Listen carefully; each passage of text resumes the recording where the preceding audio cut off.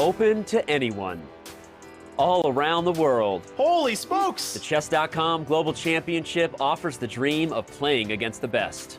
Whoa! And hey, have we mentioned there's also $1 million at stake? The total pot is $1 million. No, that is not a typo. The prizes are unbelievably generous. We began with thousands of players. Now only dozens remain. D6! There's a fork threat, and it's unstoppable. Sam Savion is going to defeat MVL, and it's over! What a game. The CGC knockout phase has arrived. There are those who played their way in, and some are here thanks to their well-earned reputations. No matter who you are, things are about to get very, very real. If Eric finds it, oh my god, he found it! Oh my god! A trip to the CGC finals and a clean shot at the largest first place prize of the year. My friends, it's the CGC round of 32. Who will take the next step to Toronto?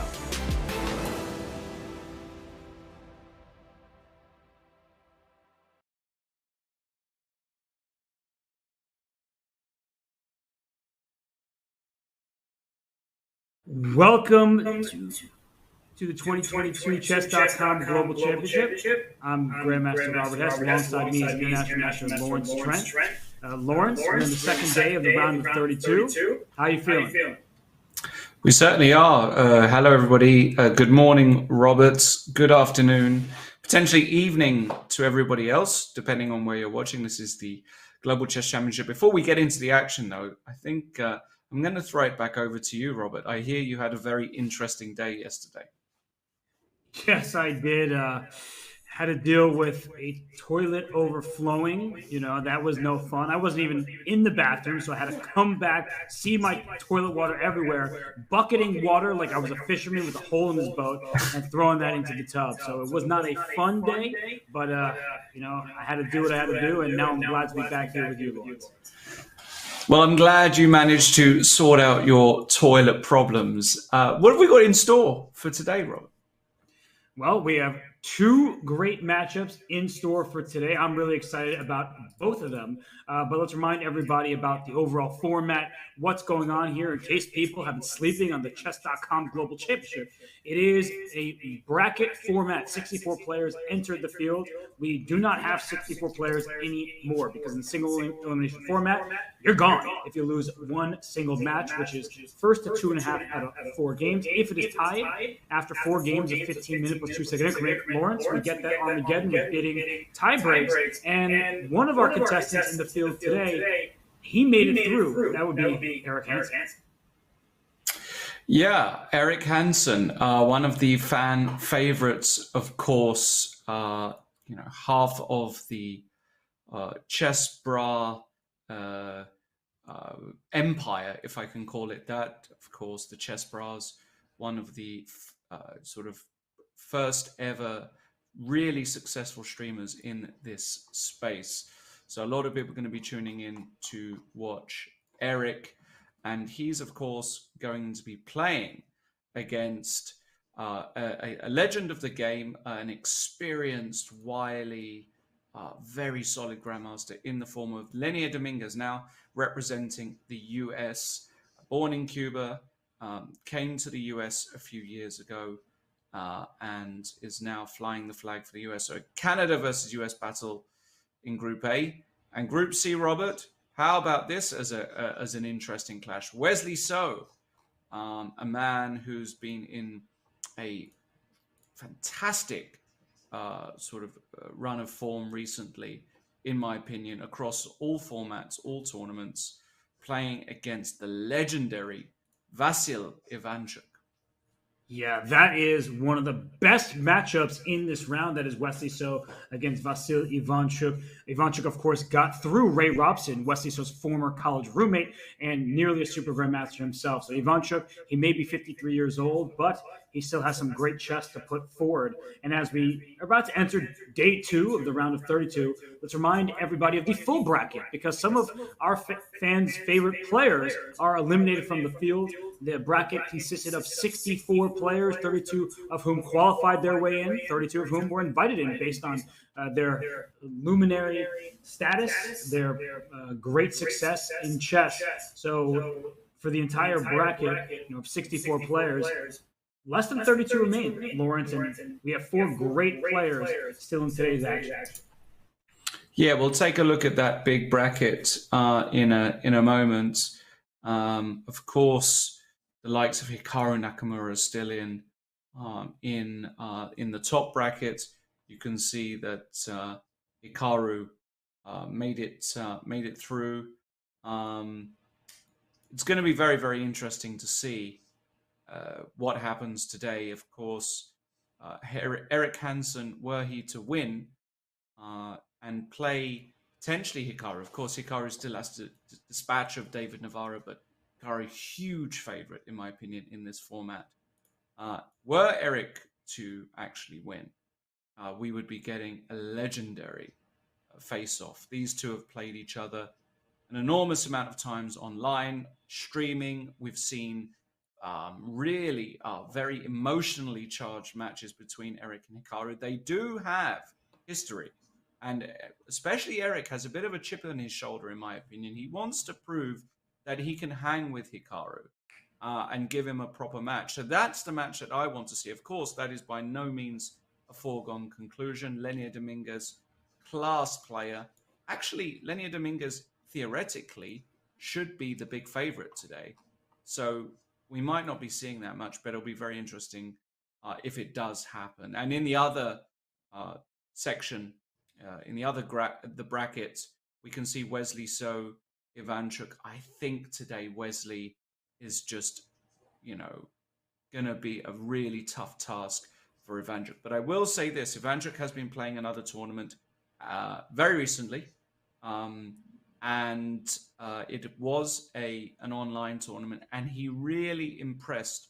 He showed some of that Ivanchuk magic. There is a reason why Garry Kasparov called him the most talented player not to become world champion. Vasily Ivanchuk, formerly known as Vasily, prefers the Ukrainian spelling nowadays. He is quite simply a genius. He didn't quite have the consistency emotionally, psychologically to really get to the top, but there's no doubting at all that he's been a top player. And Robert, it looks as though we're going to see a bit more about a certain player first. Well, we certainly will. You were hyped for the prospect of Eric Hansen against Hikaru Nakamura in the round of 16. But first, Eric would have to get through the formidable Hansen-Dominguez. So before we get to that match, which features Eric Hansen and Hansen-Dominguez, let's have a closer look at Eric Hansen in our latest player profile. Considered by some as the OG of chess streamers, Eric Hansen's ChessBra channel on Twitch has been entertaining chess fans and beyond for over a decade. However, Hansen's day job as a content creator has also come alongside some solid performances in competitive chess. Hansen threw his proverbial hat in the ring for the CGC early in qualifying, entering play-in event number 3.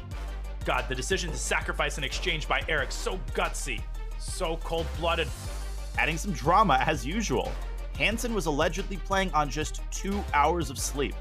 Insomnia aside, Hansen was able to reach the playoff, bagging 7.5 points out of 9. Oh my God, and Eric's gonna win! Eric is a magician, beast, demon, fill in the blank. In the mini-match playoff, Hansen put enough together to land a spot in the round of 64. What did he just put her to do? What? Oh, what was that a mouse slip? What? Insane. A comeback victory in crazy blunder fashion for Eric Hansen. In the main bracket, Hansen finds himself in a group with another pretty popular chess streamer, this one named Hikaru. Hansen's chances in the knockout stage may be slim, but if anyone can make the most of the opportunity, especially when it comes to making content, Hansen can. The Chess Bra moves on. He is dancing in the round of 32. I'm fully expecting Eric to give it his all in the next stage.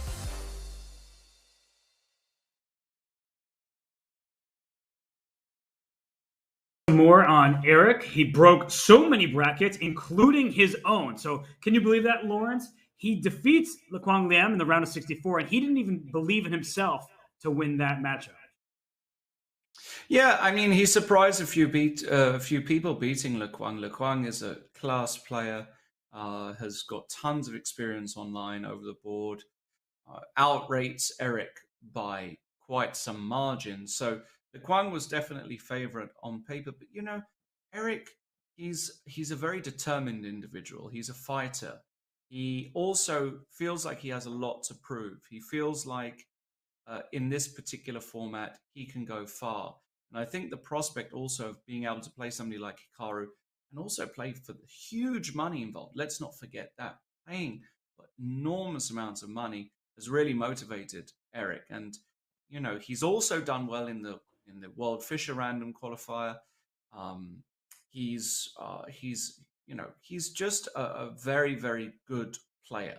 And it wouldn't surprise me at all today to see Eric go through. He might need a little bit of luck in certain spots. For example, against Lequang. Lequang was totally out of shape, blundering pieces, which is certainly not normal. And as you can see by the statistics there, Robert, we've only got Dominguez, according to the poll, as a 1% favorite. That feels a little off to me.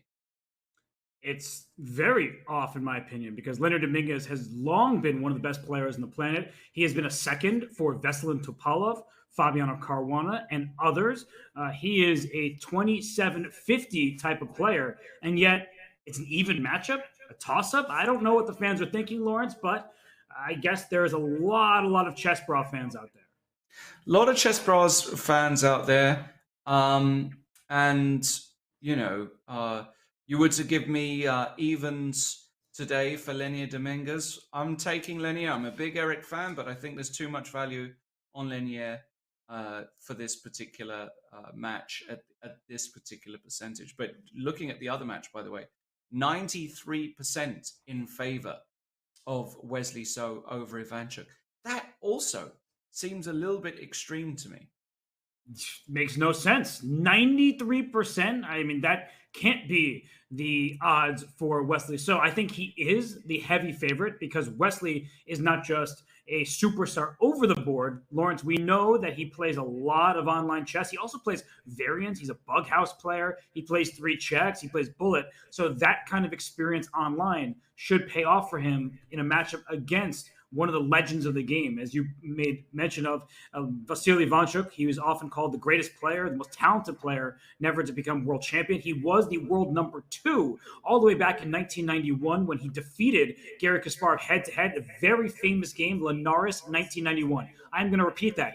Go Google, type it in, Linares 1991, Ivanchuk Kasparov. You will not see a game where Kasparov has lost so brutally. And after that event, which Ivanchuk won ahead of Kasparov and Karpov, Ivanchuk became the number 2 rated player in the world. So, Lawrence, I know you know that game very well, but that's just one game of many in the history books for Vasil. I mean, he's got classics across the board from the 80s, from his candidates tournaments, the 90s, and his battles with the likes of Short and Gelfand and Kasparov and Karpov, right through. I mean, he was playing in the, still top level early 2000s, was still a 27-30, 27-20 player for a long, long time in the early 2000s. It's only really recently, I would even say in the past probably 6 years, that he dropped just below 2700, but he was basically a 2700 player for 30 years. And, he's got, what's great about Ivanchuk is that he's one of these players, one of these very rare players that you can truly call a universal player. If you look at the openings he plays, he can play absolutely any position. He's comfortable in any opening. And the depth that he knows in those particular openings or structures is quite astounding, actually. If you look at other top players in the world, a lot of them, even in the elite nowadays, don't have that flexibility. One name that comes to mind is Maxime Vachier-Lagrave. You play white against him, you play e4, you know you're going to get a Najdorf. You play d4, you're most likely going to get a Grunfeld. So Ivanchuk is a very, very special player in that regard. As I said in the introduction, the thing that has let Ivanchuk down is his nervous energy, that has been an issue, his consistency in that sense. I remember, Robert, when I commentated on the candidates in 2013, the start of the Carlsen era, when Carlsen miraculously managed to lose the last round and Ivanchuk beat Kramnik in the last round. Kramnik believing that he needed to win with the black pieces because the likelihood was that Magnus was not going to lose. So Ivanchuk played a perk or a modern, whatever it was. Ivanchuk crushed Kramnik with the white pieces there. But in that very tournament, Robert, he lost on time, I think it was 4 or 5 times in that tournament, 4 or 5 games, something like that. I can't quite recall. So that shows he's got these moments of brilliance and then these moments of complete collapse. And that is unfortunately what has obstructed him from really being the best of the best.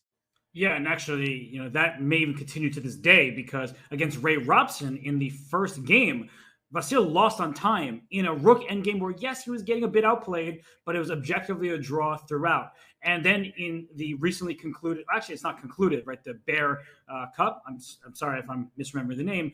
It's Julius Baer tournament. Julius Baer.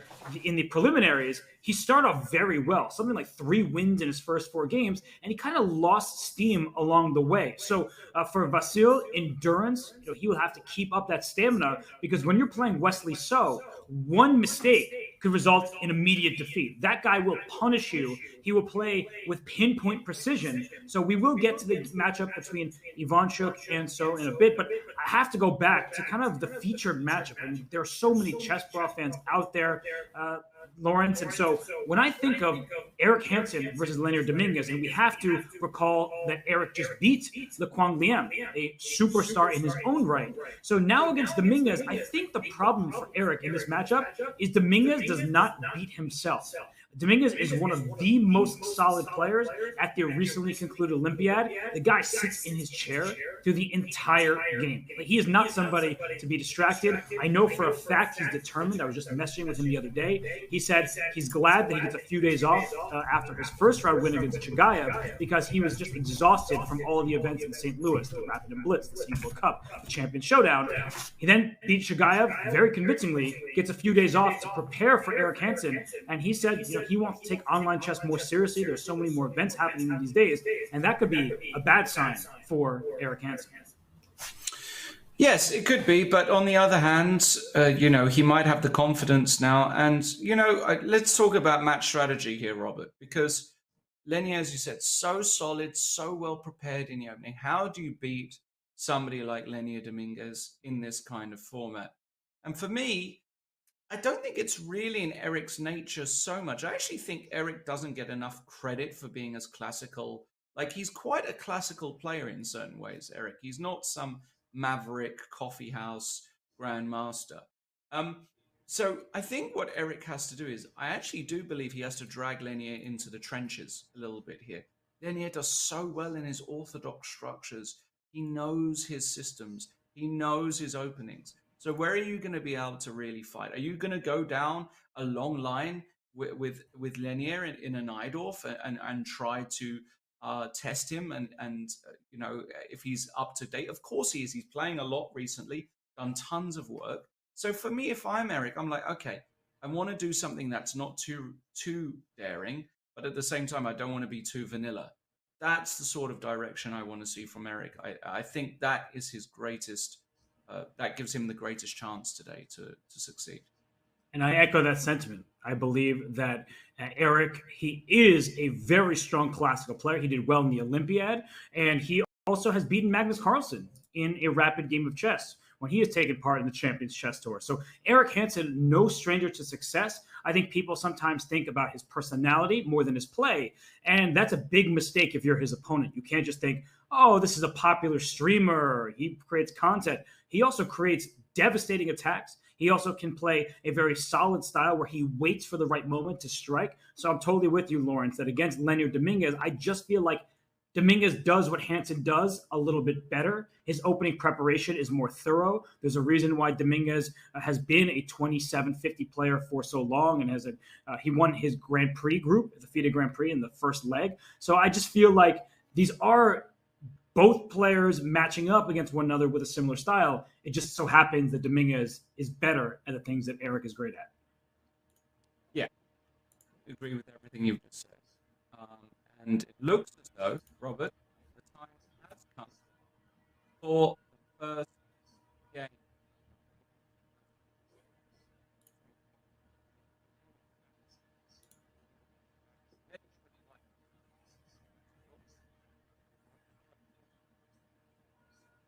There.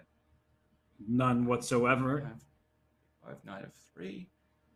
And Eric not moving instantly. I mean, he is a great bullet player, but he's taking his time in the rapid format. And I got to say about Eric here, and actually about their ratings, it's like almost their real-life classical ratings. Eric is a bit higher than 2600.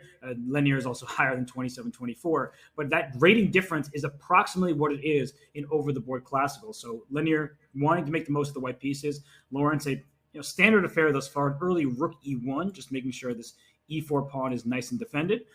But standard opening fair thus far.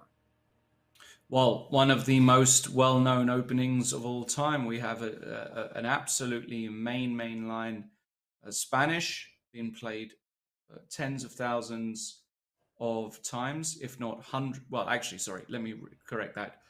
In all chess ever played, millions of games have been played in this position. And now Eric is taking a pause, which is very strange to me. I have no idea. Okay, he finally castles h3. This is the main line. And now comes the critical moment. Which Spanish is Eric going to choose? Is he going to choose a Brea? Is he going to choose a classical? Is he going to... It really depends. Let's see what he goes with here. I'm very curious what he decides to do. Yeah, the move knight to b8, I think, would come as a surprise for our newer players in the audience, those who are less familiar with the black side of Spanish. But the point is that this knight can go to d7. The bishop will be unobstructed on the diagonal. And eventually you want to gain space with this move c7 to c5. So there are times where you play knight a5 and c5, knight b8 as you're mentioning, or you can play this a bit more calmly as black. You can just start with a move like bishop to b7 and then determine how to proceed after that. But Eric deep in the think tank at the moment, and he plays bishop d7. Lawrence, what on earth is this? I don't think I've ever seen it, actually. It is very rare. Have you seen this before? No, I'm in the Game Explorer here, and there's only been one game in this exact position, and White has played knight b to d2. White, in fact, won that game. But what on earth is bishop d7? And Lawrence, it was played after about a minute think, so it's not like some kind of, I don't believe, preparation that he was working on for a while. He just maybe at the board inspiration, but look at the advantage. It says 0.7 for White, but this just feels like the wrong plan.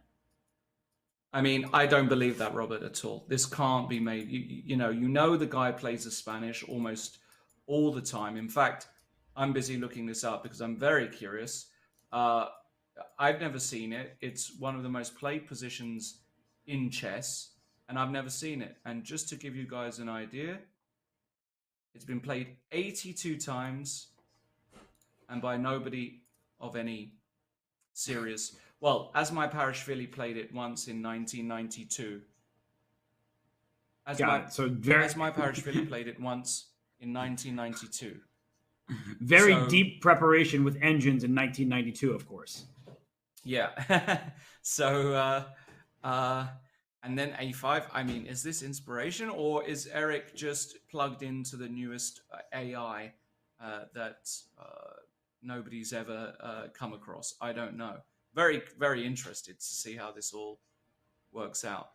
Yeah, and I will say, as we are about to get Ivanchuk against Wesley-So underway, that maybe playing something offbeat against Lenier could be a good strategy. Lenier-Dominguez, as I mentioned, he had worked for Veselin Topalov. He worked for Fabiano Caruana. He is a renowned theoretician as well as a world-class endgame player. So you don't want to mess with Lenier in main lines, and I guess Eric is taking that to heart, but now he's going to be saddled with an isolated pawn over here, and that could become a target. He's also just given up control over the set. Lawrence, I am so confused by everything that Eric is doing here. He gave himself an isolated pawn. He's handing white the center here, unopposed. This feels like it goes against every single thing I've learned about chess, and yet he's doing it so quickly.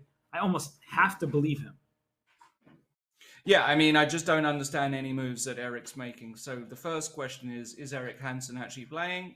Is it his dog or his cat that's picked up the mouse? What am I seeing here? Looks absolutely horrible for black. You've got this long-term weakness on a5. You've got this long-term weakness on a5. You've got, White's got the big center. White's got play down the c file. He's got all the breaks, all the pushes, right? This is just an absolute... I just don't understand how this could even be close to, preparation. Well, the engine backs it up a bit. Says barely better for White. So we'll leave Lenier to think as we get the other game, the opening here between Wesley-So and Vasil Ivanchuk. We have a Sicilian. So we have some potentially sharper stuff in this game. Just because the Sicilian doesn't mean it's going to be open. But if we start from the beginning and just go through the moves quickly, we had d4, knight f6. Oh, knight f6. No a6 by Chucky here. He doesn't want to play, I guess, directly into the Najdorf in these variations. Instead, he plays into the Richter-Rauser in the classical. So I'm into this, Lawrence. I think that both sides are playing standard fair. Black with the double pawns on the f-file, White with the healthier pawn structure, the king castles the b1, but Black has the long-term potential of the bishop pair. Yeah, and, the Richter-Rauser... or the classical Sicilians, you said, one of my favorite openings, I must say, one of my favorite Sicilians. It's very double-edged because, as you said, Black gets the two bishops in exchange for a compromised structure, slightly weakened king. Nevertheless, I think it's a really good try at these time controls because White has to find very precise moves a lot of the time to make sure that he maintains an advantage.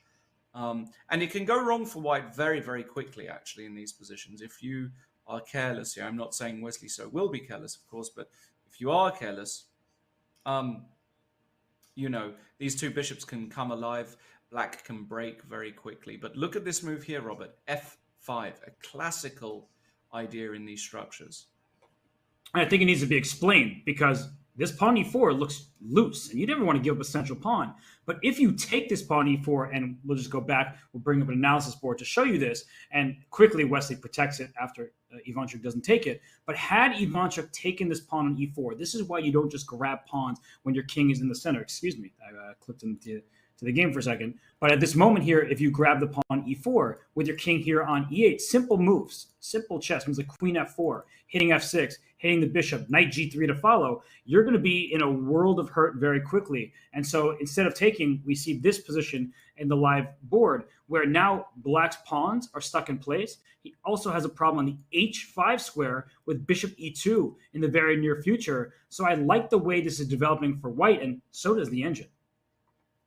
Yeah, the engine probably likes White here, but at the same time, this knight on g3 is a little bit silly. Yes, it's attacking h5, but that's all it's doing, right? So the question now is, as Black, how do you wish to proceed? Do you want to play bishop h6 now and put the bishop on either f4 or e3, or after bishop h6, queen e2 is probably going to come, and then h5 is dropping? This is where we might start to see some Ivanchuk magic. He might run the a pawn. I mean, for me, my instinct just says play a5, a4 here. Real quick, try and create some weaknesses on the queen side and ask White exactly what he wants to do. If you know what, if you want to go queen e2 and knight takes h5, go for it. It's all yours. I'll then play a move like king e7, bolster that structure there. always give myself the opportunity of bishop h6, then the other rook can come in. I'll tell you what, Robert, I take black here. I know the computer likes white, but I think from a practical perspective, I really like how the chances black has got here. Yeah, and we actually have quite a number of games where black has, in fact, played a5. It's a position where both sides have aggressive intentions. The king on e8, as you mentioned, can go to e7. It's actually safe thereabouts on e7 unless white can successfully take this pawn and thrust g4, g5 very quickly. So it's a race in a way. Black trying to storm up the queen side, white trying to grab his pawn h5 and push pawns on the king side over here. So it's a very, very dynamic position and very different from the game we have between Hansen and Dominguez. And there it is, Lawrence. You can pat yourself on the back. King e7, sort of a preemptive move. That may look ridiculous to many people watching the game. Why in the world would you move your king in front of your bishop? The king wasn't in any danger. Nothing was hanging. But it is to do exactly what Lawrence Trent told you. Bring this rook over the queen side, throw your pawns up the board, and go for the attack. So, Lawrence, your understanding is proving itself. Well, I wouldn't say that. My understanding is appalling. But I've played these positions a few times. And, this is just a typical mechanism. The king, and look at that, this is the position almost I was talking about, right? Just bishop h6, king e7. This is exact, and he goes for queen e3. This is really surprising. I don't really get this move at all by Ivanchuk. Like, there's a tactical motif. He wants to take, and then if knight g3, he wants to play bishop f2 and just win back this pawn on h4. And he's also claiming that if you support the knight on h5 via g4, then a rook's going to come to g8, and there's no decent way to protect that pawn because the g1 square is covered. So this is either brilliant by Ivanchuk. It's actually a move that, and again, this just goes to show the class difference. Like, queen e3 isn't even on my radar in that position. I'm bringing a rook over to the queen side. I'm going a5, a4. I'm trying to make something happen. So though I'm surprised, if it works, it works. But queen f1 now by Wesley. Wow. And bishop takes e4. Looks dangerous, but it might be okay. Who's it dangerous for? Because after bishop e4, this king on e7 is feeling a little bit more drafty over here. That's the problem. And when there's a pawn on e4, Lawrence, one thing that I was noting is this knight didn't have anywhere to go. But in the event of a trade here, eventually this knight may find itself in the e4 square. Of course, you want it on d5, but it's very difficult to make that kind of journey. So a mixed bag right now. I'm into this. Did you see that last move? g4? What's going on here? Wow. Look at this. Oh my gosh. I love it though. I absolutely love it because there's all these g5 ideas in addition to getting the queen in the game. And this is a very instructive moment for everybody watching, including myself, that material is not the most important thing in chess. King safety is paramount, especially in quicker time patrols. So if, in fact, this rook on h1 is captured and the queen takes back, watch out for the queen getting over here to b7 with check, or to d5 and line it up with his bishop against the f7 pawn, and d6 is loose. So there are many threatening ideas here for Wesley-So, and if Ivanchuk does not take that rook, I still think he's in trouble because this pawn will barrel its way to g5 and f6 and all this stuff, and the king on e7 will be in danger. I absolutely love what Wesley has done. This is brilliant stuff. And Ivanchuk in the mixer, you can see the concerned look. To be fair, he always looks concerned, but he's uncomfortable. That's absolutely clear to me right now. Head in hands, trying to calculate.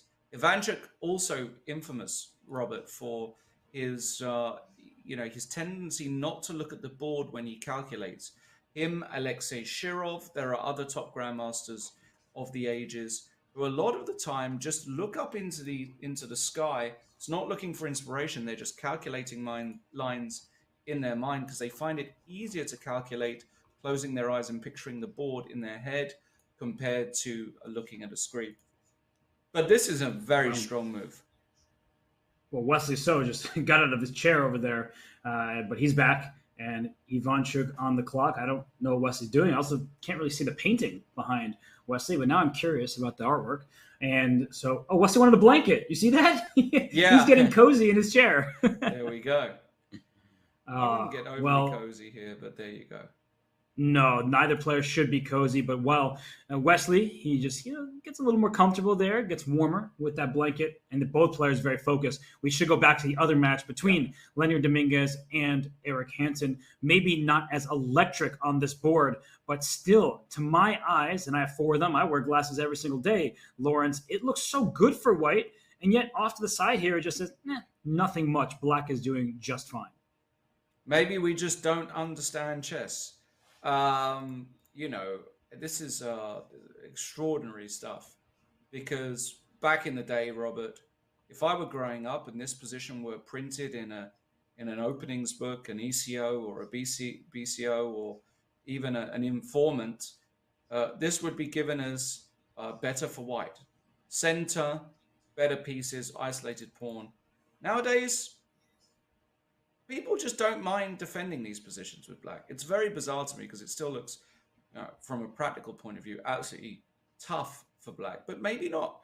Maybe, if black manages to get in bishop f8 and starts to pressurize that e4 pawn, you might be good. But of course, you can't do that at the moment because the knight on f6 would be chopped off. So the big question here, I think Linear is taking a timeout here because is he seriously considering bishop takes f6?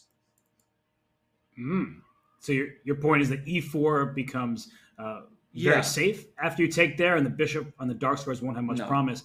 He might have been considering it because bishop h4 was very natural, and he could have played that in 2 seconds, but instead he spent quite a deal of time playing it. And I guess from my point of view, there are several elements that you were mentioning that I agree with, but also king safety. It doesn't look like the black king is any danger, but with an extra pawn, if we cut the board in half along the e to the h file, white can quickly launch an attack. And if a rook can swing over to the king side as well, like with an e5, a rook e4, rook g4, it's not entirely out of the question that occurs. And look at Eric. He backtracks and the engine goes up and up over +1 after that move, Lawrence. And I'm looking at this. I'm already taking on e7 and maybe playing knight h4, knight f5. Let's go forward. I love that. I love that. A knight on f5 is worth a pawn. That's what Garry Kasparov said.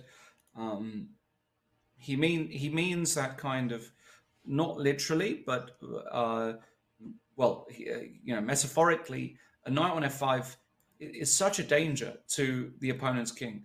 It hits g7, it hits h6, it hits e7. It just sits in a very nasty position. And I absolutely love this move, especially because black can't play g6 because you drop the h6 pawn. So there's no real way to stop knight h4, knight f5. You would then have to put your rook somewhere awkward.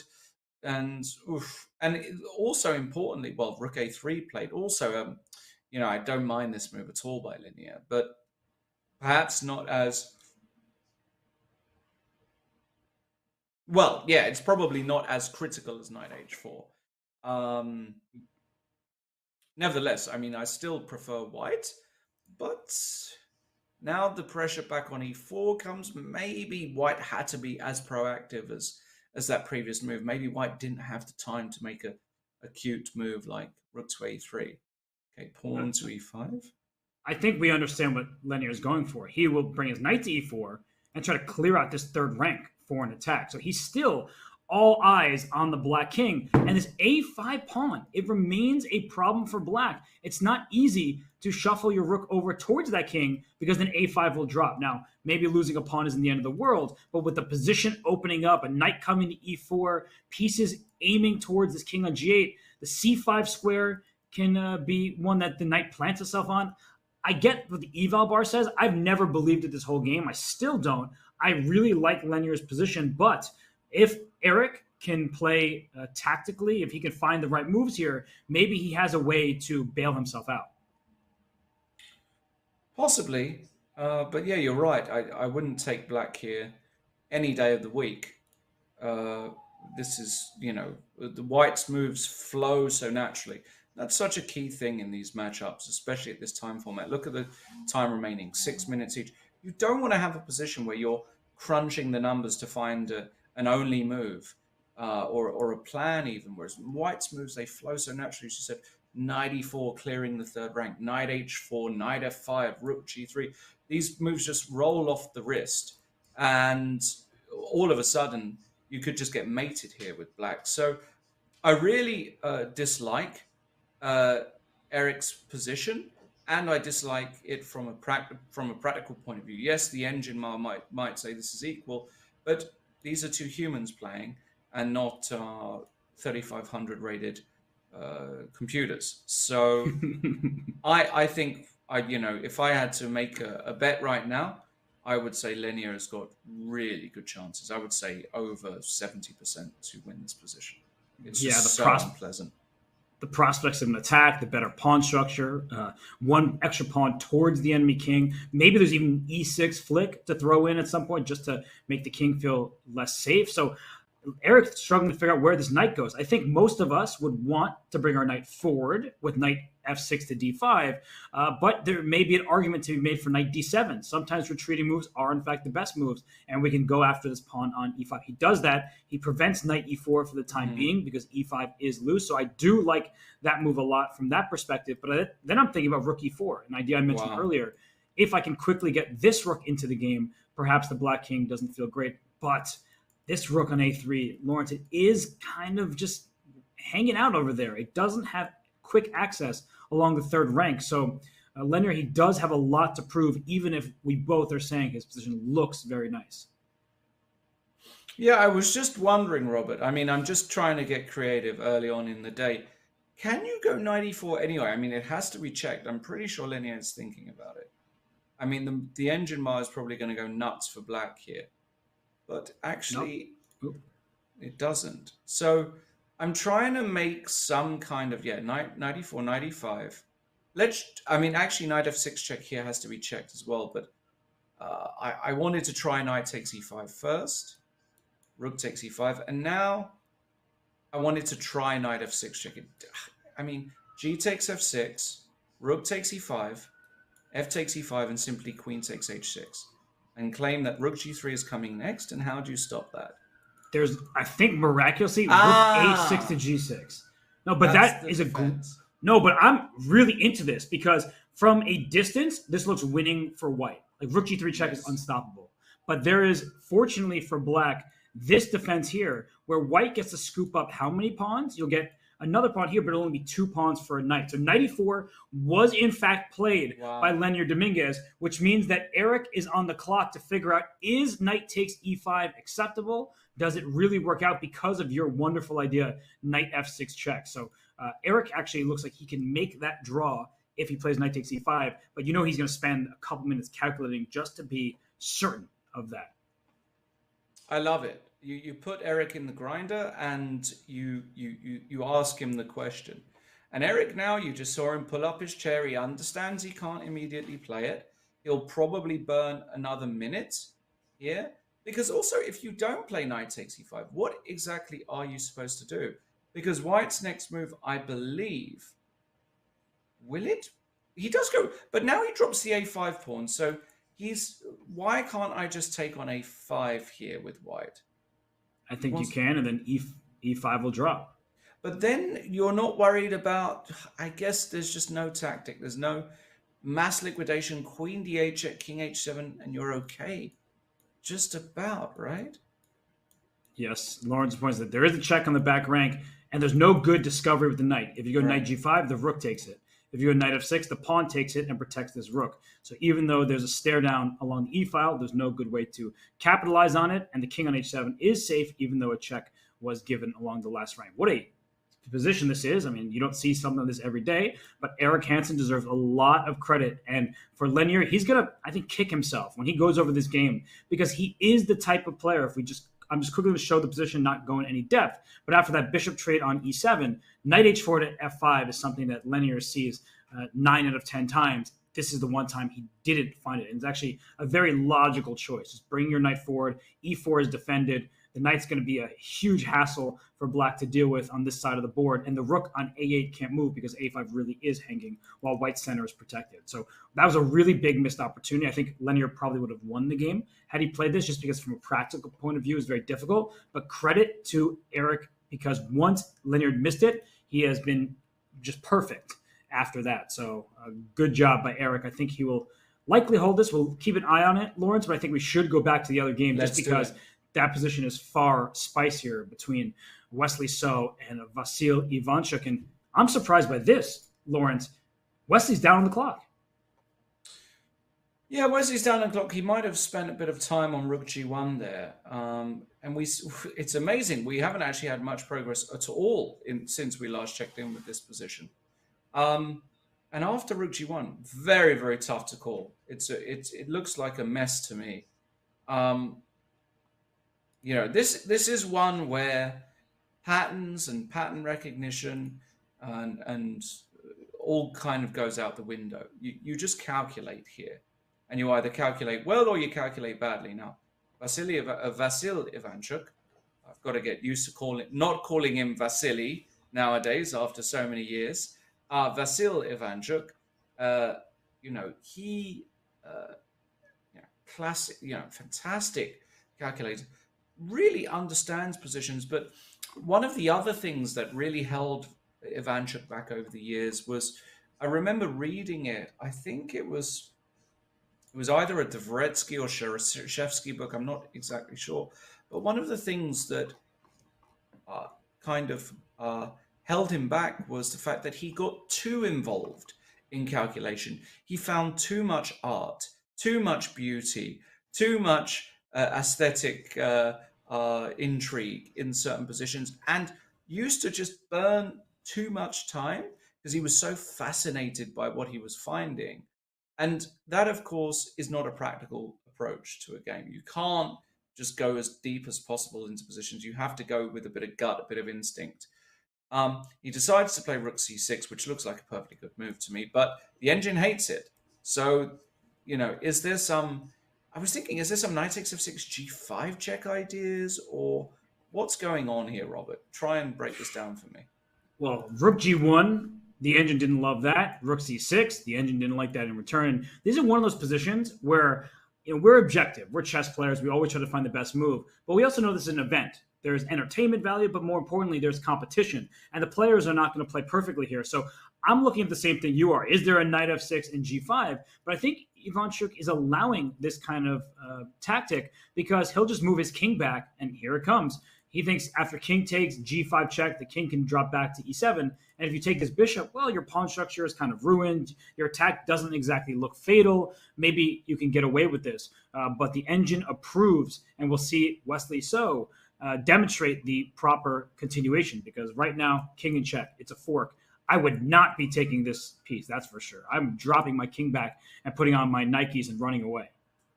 Yeah, 100%. No way I'd take on g5 here. That said, there is the additional benefit of having the h-file open for the rook, which may be useful. So it's not totally clear-cut to me. Be curious to see,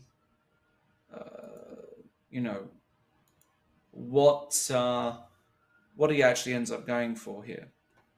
And something I'm not quite getting is Rook E1 has never been possible. Well, it's legal and it's fine, but bishop takes d3 would be the automatic response. So the point, everybody's ignore the check for a second.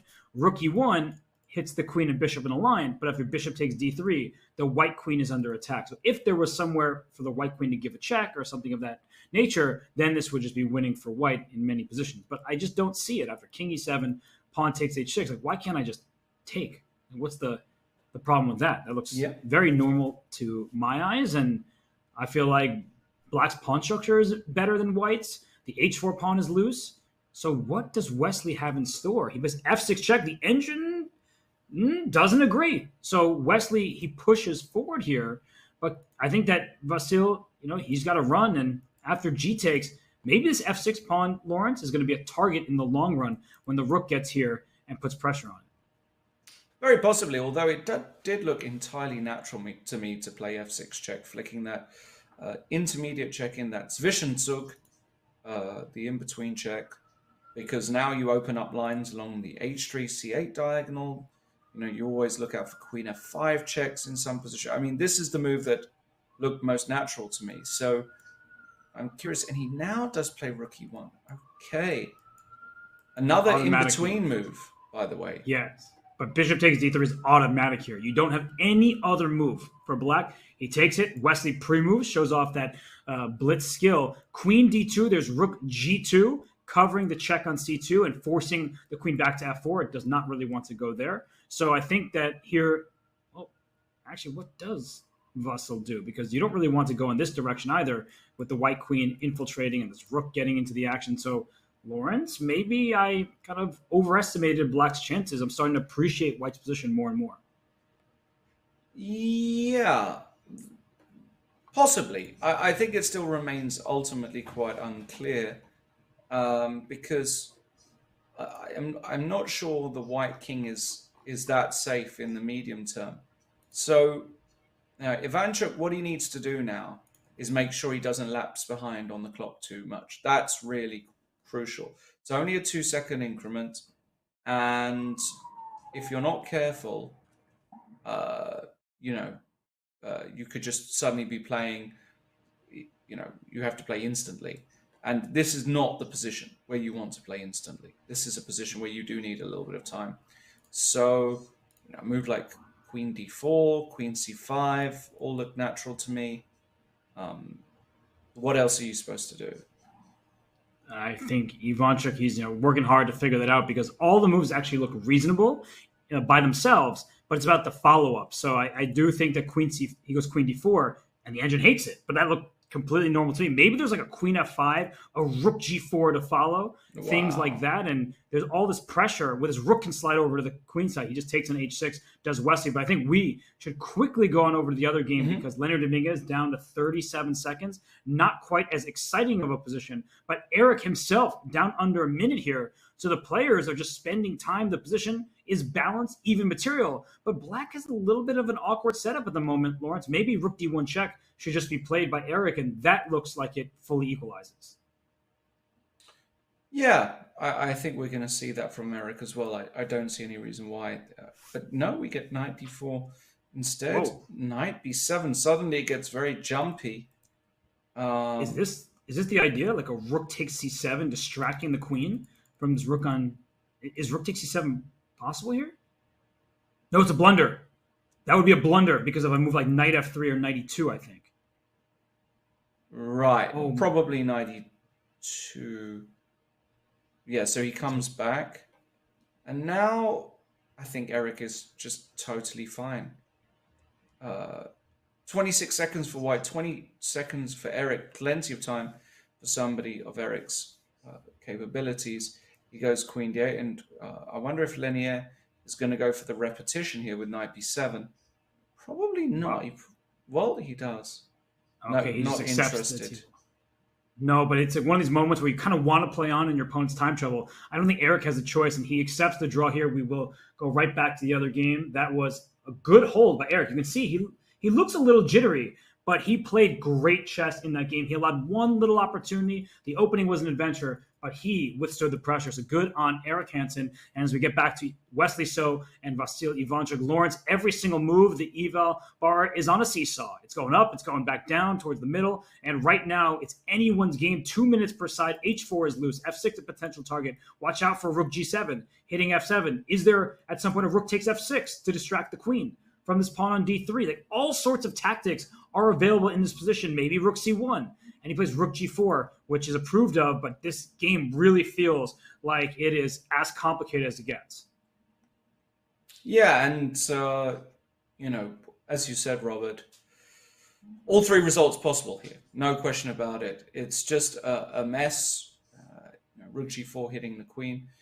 Queen c5 looks completely reasonable to me.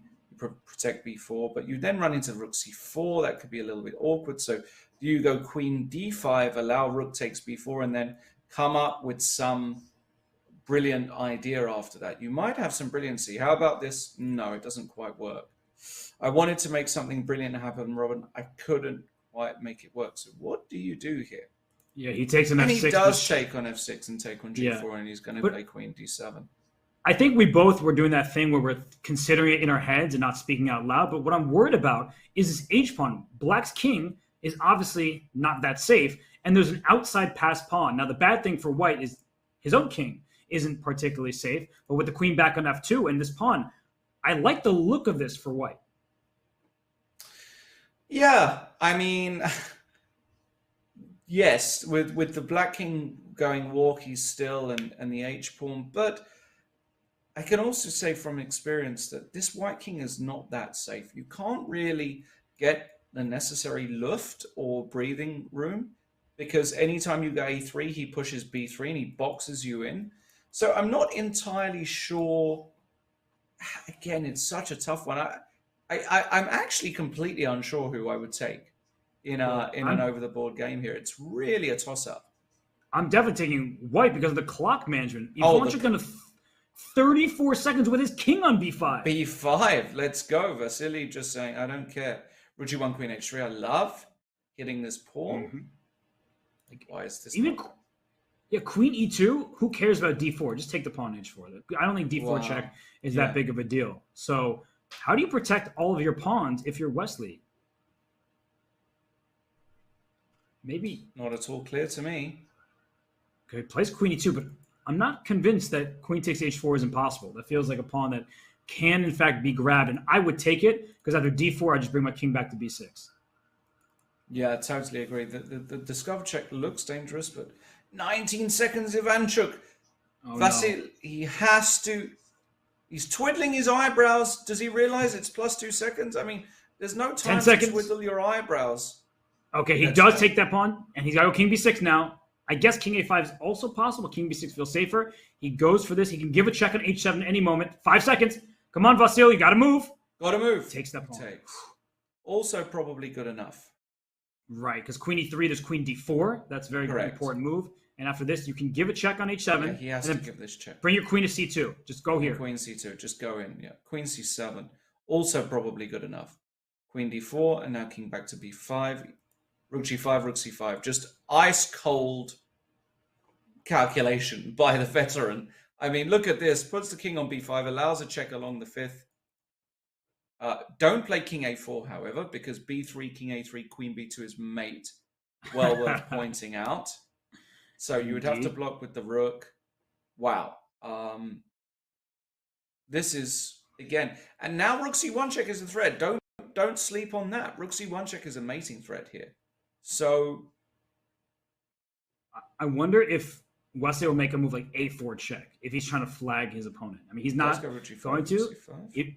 Ivanchuk is actually keeping the speed up, right? He made that move in 1 second, gaining a little bit of time on the clock thanks to the increment, and he's probably pre-moving, I hope. Queen takes c5, because I don't really see, besides queen e3 check, another move for white. Looks like Vasil is just holding the fort here. Queen d3, king b6 will be played. 3 seconds, come on, you gotta Come go. on, he's gonna 1 second. flag! Oh my gosh, you had 0.4 seconds, he makes the wrong move. Why would you play king a5? That's such a weird move to Oh play. my gosh, queen c4, Lawrence. Because No. of the pin here, and then this queen on c7 is No. loose. No. This is the winning move. Yes. Is he going to see it? Oh, you got to feel for Vasil, who's down to... Is he going to see it, though? Queen- No, he Queen doesn't. e3. He does Oh, but he not flags see- him. He No. flags him. This And is- Wesley collapsed. Ivanchuk can't believe it, but Vasil was letting his clock go down to milliseconds, and he is just in disbelief. Yeah, and this was one of the dangers. This is one of the things I spoke about. He flags so often, and he has to understand that you can't just be leaning back in your chair, twiddling your thick eyebrows when you've got 2 seconds left. That's just not how this competition works, and that was always going to be a possibility. Wesley with a bit of a lucky break there. The position really was equal. He missed that great move at the end, Robert. Queen c4. We might have to show that, because that was such a geometrically beautiful concept, pinning in laterally and vertically. It was really, really nice. But Wesley-So with the win. Vasil has to play faster.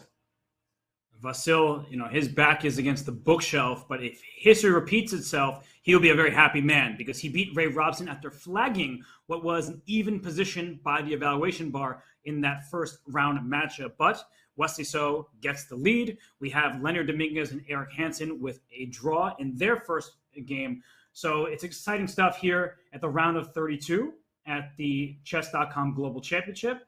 And we are going to head on over for a short break. And when we return, the players will get back for round 2 of their matches here at the Global Championship.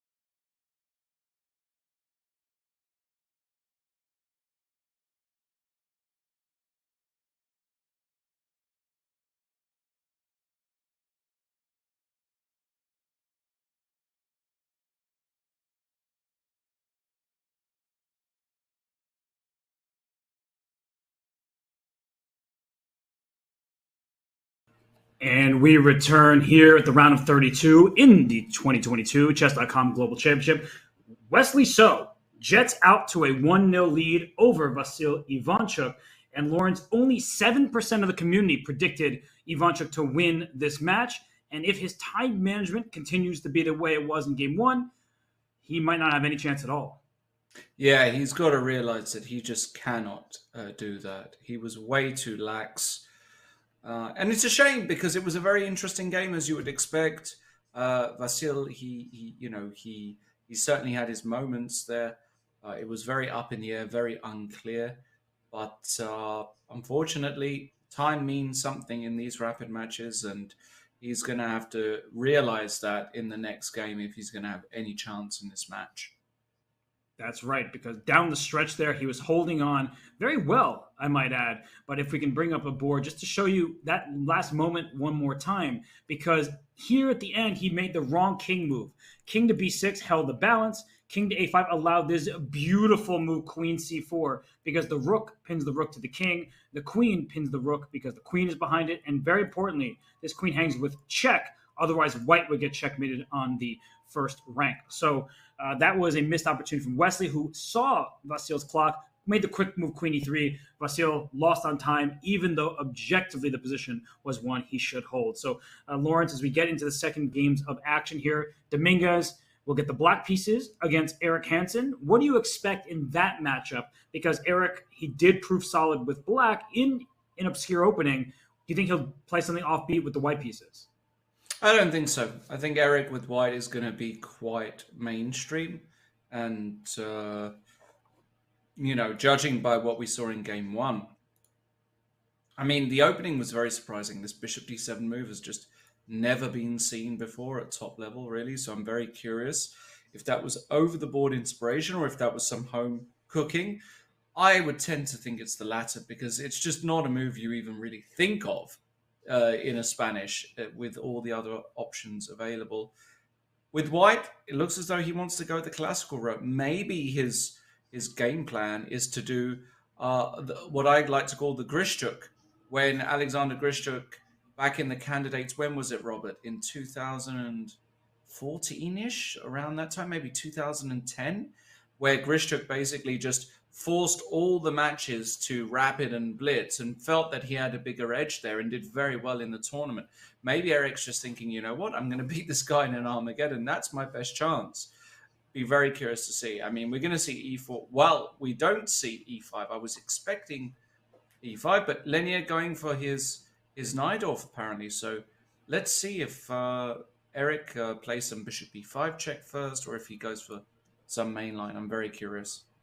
Yeah, it's a big question because bishop b5 check is often seen not to have too much bite, and Hansen goes for it. What you are bringing back into memory here is when Grishchuk, he lost that final to Boris Gelfand, and Gelfand was able to then go on to challenge Vishyanin for the championship. So a6 played early because white castled. And to me, Lawrence, this is a sign that Eric is improvising. If we can just bring up an analysis board very quickly, even though this is standard opening variation, if we go back, one of the hot moves these days is this early c4.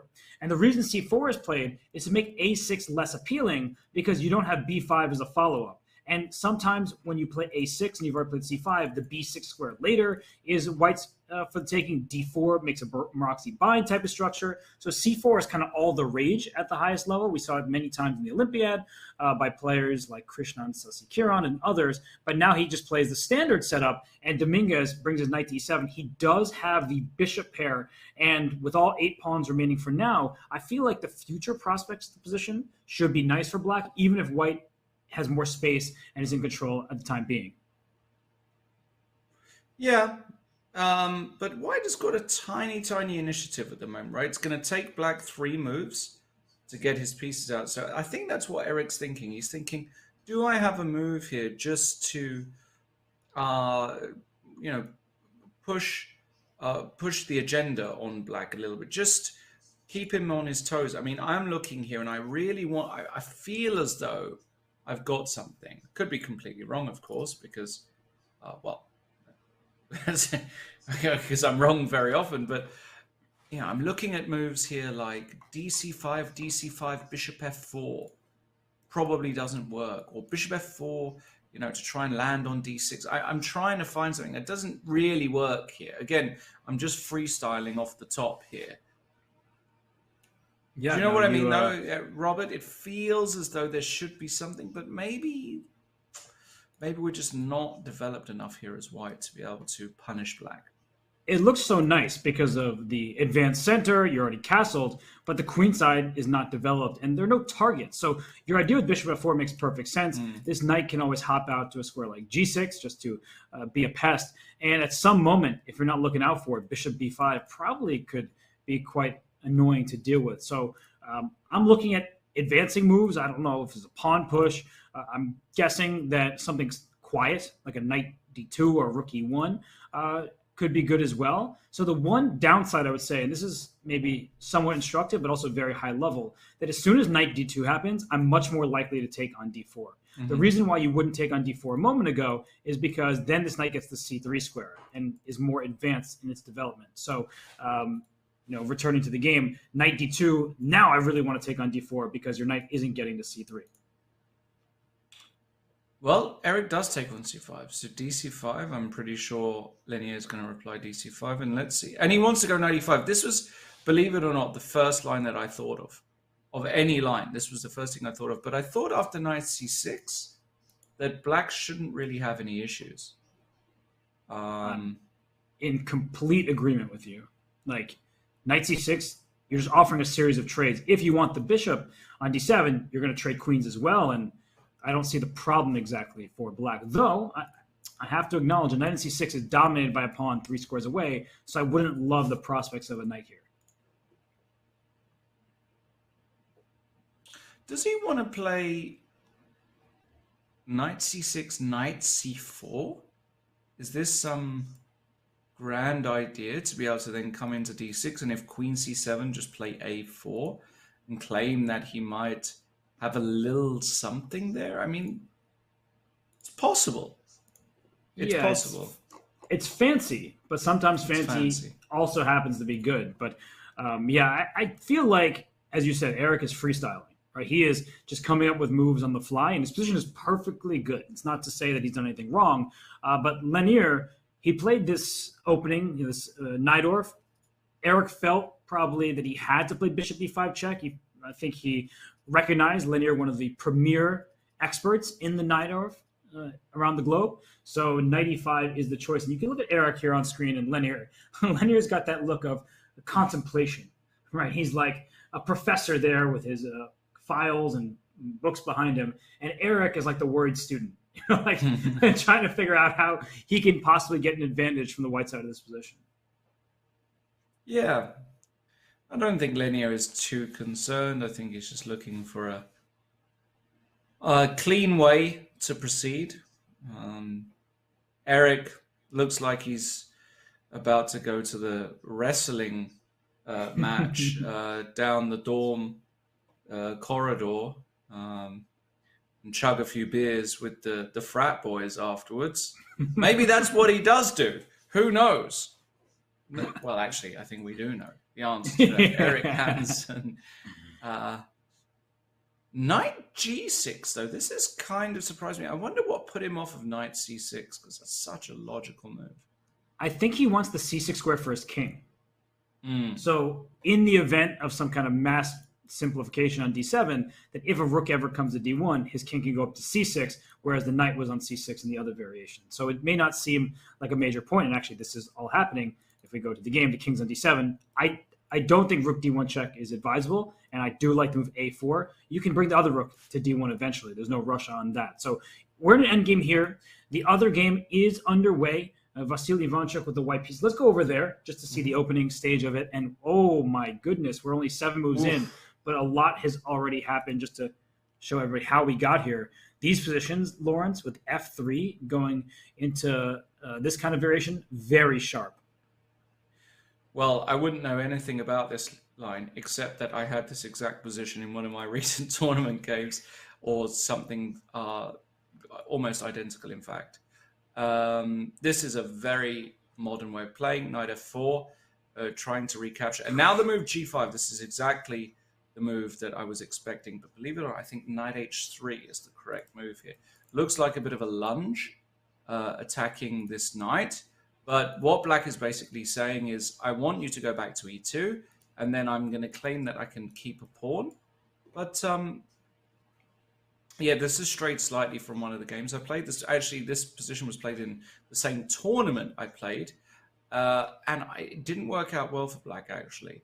So I think you have to really know your stuff inside out. But who's playing black? Well, Wesley-So. Wesley is one of the most prepared, thorough theoreticians in the world. He doesn't just play stuff. And now I think Wesley's going to be very happy to see this move. Knight fe2, ed, and maybe just queen e7. Exactly. I even think this is giving me, it looks very familiar, this position to me. And the point is that bishop takes g5, I don't think is possible somehow. And Ivanchuk is trying to work out why. As am I, actually.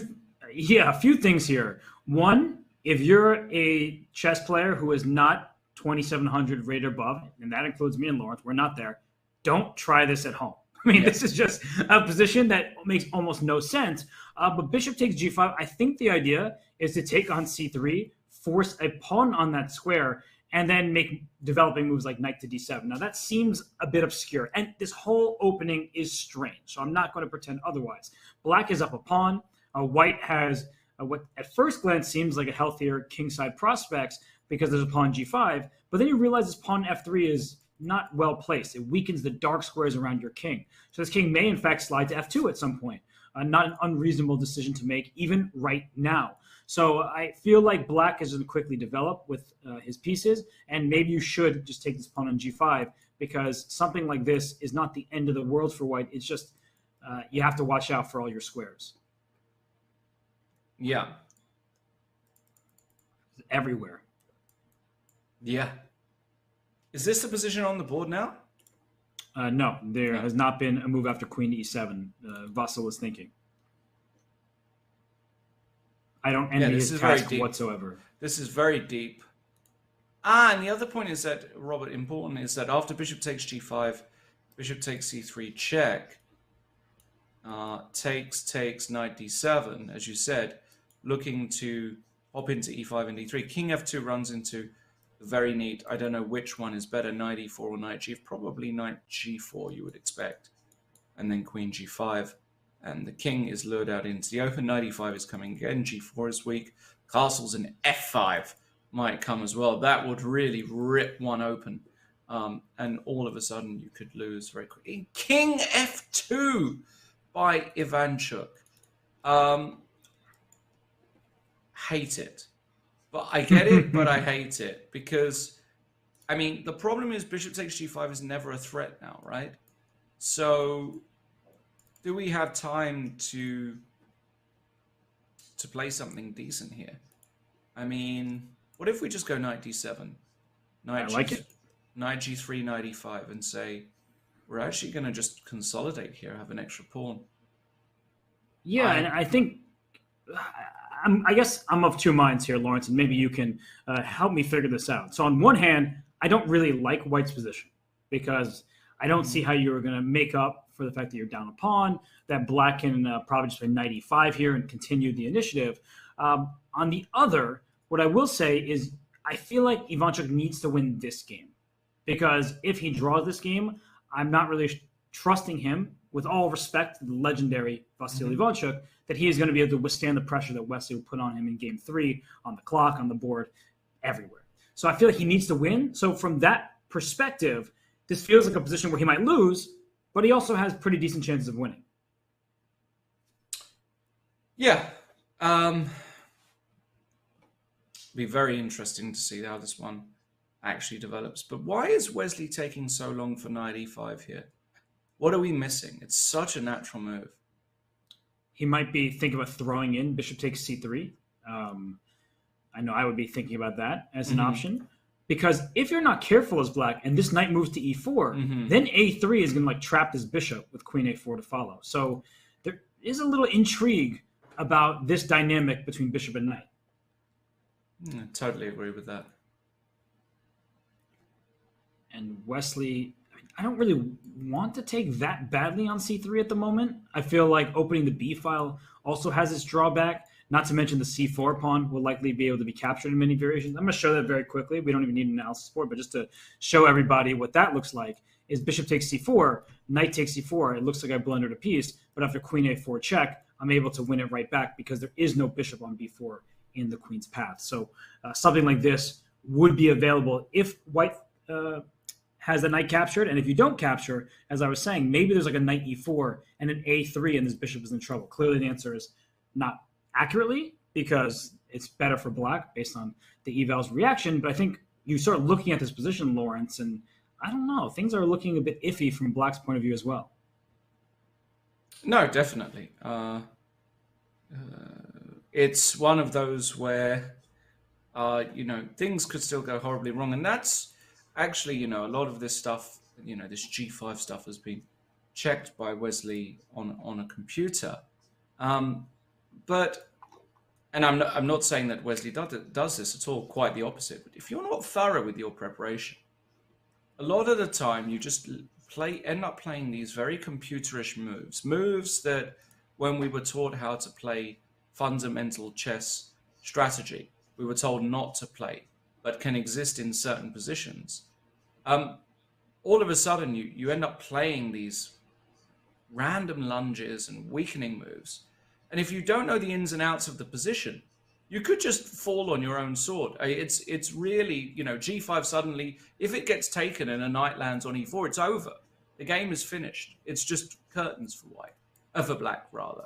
So that's where being a top pro really makes a difference, that there's not this kind of artificial approach to these opening ideas. And somebody like Wesley, another person I think of is Fabiano.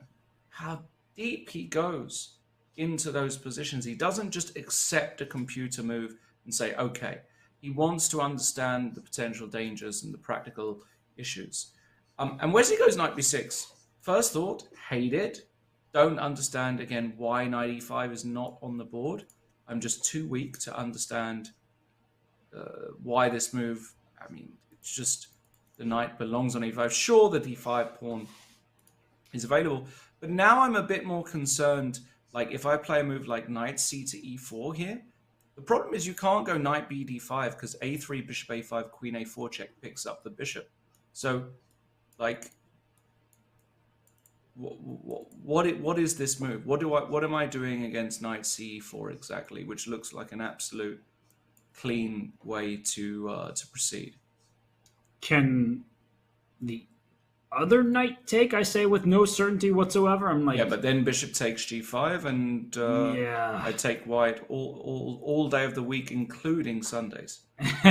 No, this is exactly what you were saying, Lawrence. Where even if the bar is zeros right now, it's one of these positions where black's position can collapse at any moment because this pawn's on g5. Like, this was a good move when it was played, but it's a move you can never take back. So I'm completely with you. And another thing I'm looking at is there a way to take advantage of the e file? And I can not play bishop takes c4 because when the knight takes back, did you see? Oh, is that on the board? Yeah, bishop d3. Oh well, that's just really a shame. I don't know how both of these guys are gonna wait. It wasn't a mouse slip. I'm looking at the move. It's not a mouse slip. No, it's a brilliant move. Genius. Vasily Ivanchuk is a brilliant man because let's bring up an analysis board here because we were just highlighting how bishop takes c4 does not work because knight takes c4. Your idea was rook to e1, but the knight can hop back and block this file. So the knight is safe here, the queen is safe, and etc. Bishop d3, if you take the bishop, rook e1 is a problem for black. You might think, I'm not going to lose my queen. I'm going to put my bishop here. But then there are moves like knight f5 after takes. There's knight f5, as Lawrence was mentioning earlier, bishop takes g5. And rook takes e6. But also on knight f5, queen d7, rook takes e6, Robert. And there's a beautiful fork on g7 winning the queen. Just give me everything, right? And at this point for black, you just give me death. So it's just you're getting blown off the board. So bishop d3, you stop one square short of expectation in a sense. You're also going right for this f5 square. You can't, this pawn won't go backwards. I want to put the pawn on g6.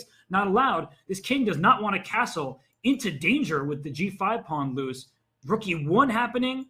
Wow, I love this for Ivanchuk, and I think I'm backing you up here, Lawrence. The move knight b6 was the culprit. If that knight were on e5, this never would have been a problem. Again, it doesn't make sense to me. Knight e5 just flows off the hand. You almost know instinctively it's the right move. So I would love to know why Wesley didn't play that move, because it's the first move you see. And now what's going on? Well, it goes back to exactly what I was saying 2 minutes ago, Robert. You get a position where you play a lungy move like g5, and all of a sudden, a few moves later, you're out of book, out of preparation. A move like bishop d3 appears on the board. Rook e1 is coming. You don't want a castle because there's rook e1, bishop g5. What actually are you supposed to do here with black? Like, I'm looking at this position and I see zero real ideas. There are knight f5s, bishop f5s, rook e1s. I hate it for black. And I actually, with the time advantage that Ivanchuk has now got, I'm firmly saying that I believe in Chucky here, and I think he's going to do a number on Wesley. It's looking really bad for Wesley So all of a sudden. And we trusted Wesley's opening knowledge. He started out well, and then he made the knight b6 jump, and perhaps a little bit greedy, protecting c4, attacking d5. But now with the e-file open, Wesley needs to find a move, and maybe it's king f8, because I don't really want to castle fully into danger. And with a king on f8 instead of g8, the rook can maybe help out in the king's defense. But king f8, the attack rages on. There's still very obvious moves like rook to e1. I actually grabbed the h-pawn by accident, but at some point h4 could be a good idea to get this bishop to h6 with check. I would be worried about black's king for the long run here, and the white moves, I see like 5 of them every single turn. This, practically speaking, Lawrence, looks terrible for Wesley, but Wesley usually is quite accurate.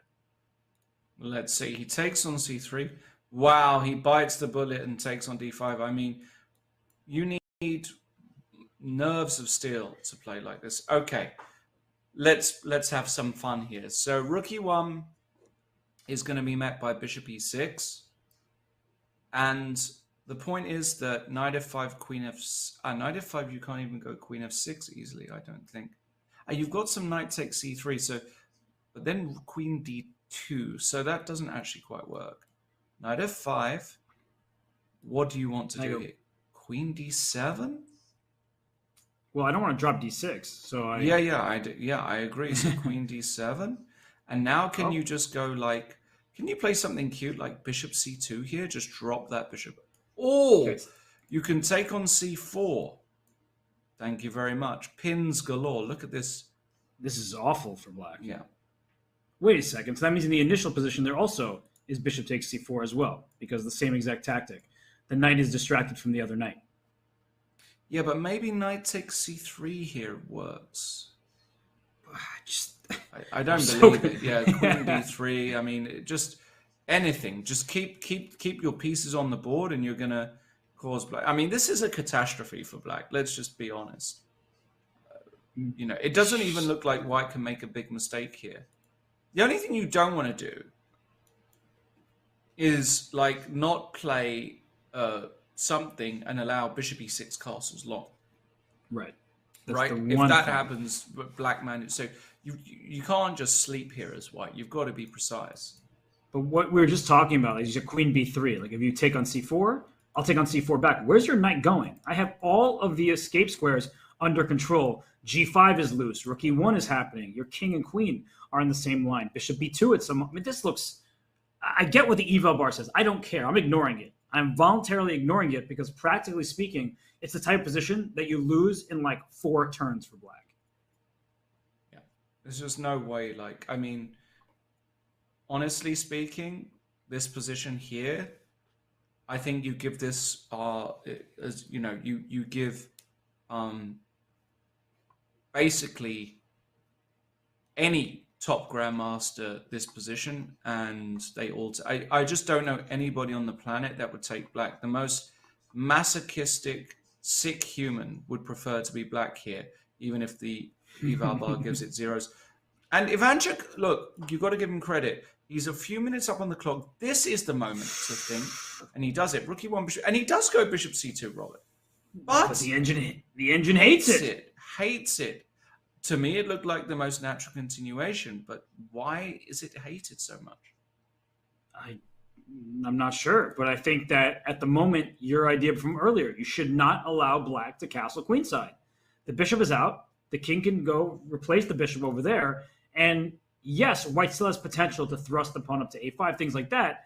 But black is 2 pawns ahead and has great piece placement in the center of the board. c3, I'm sure it can be captured at some moment if it's left hanging forever.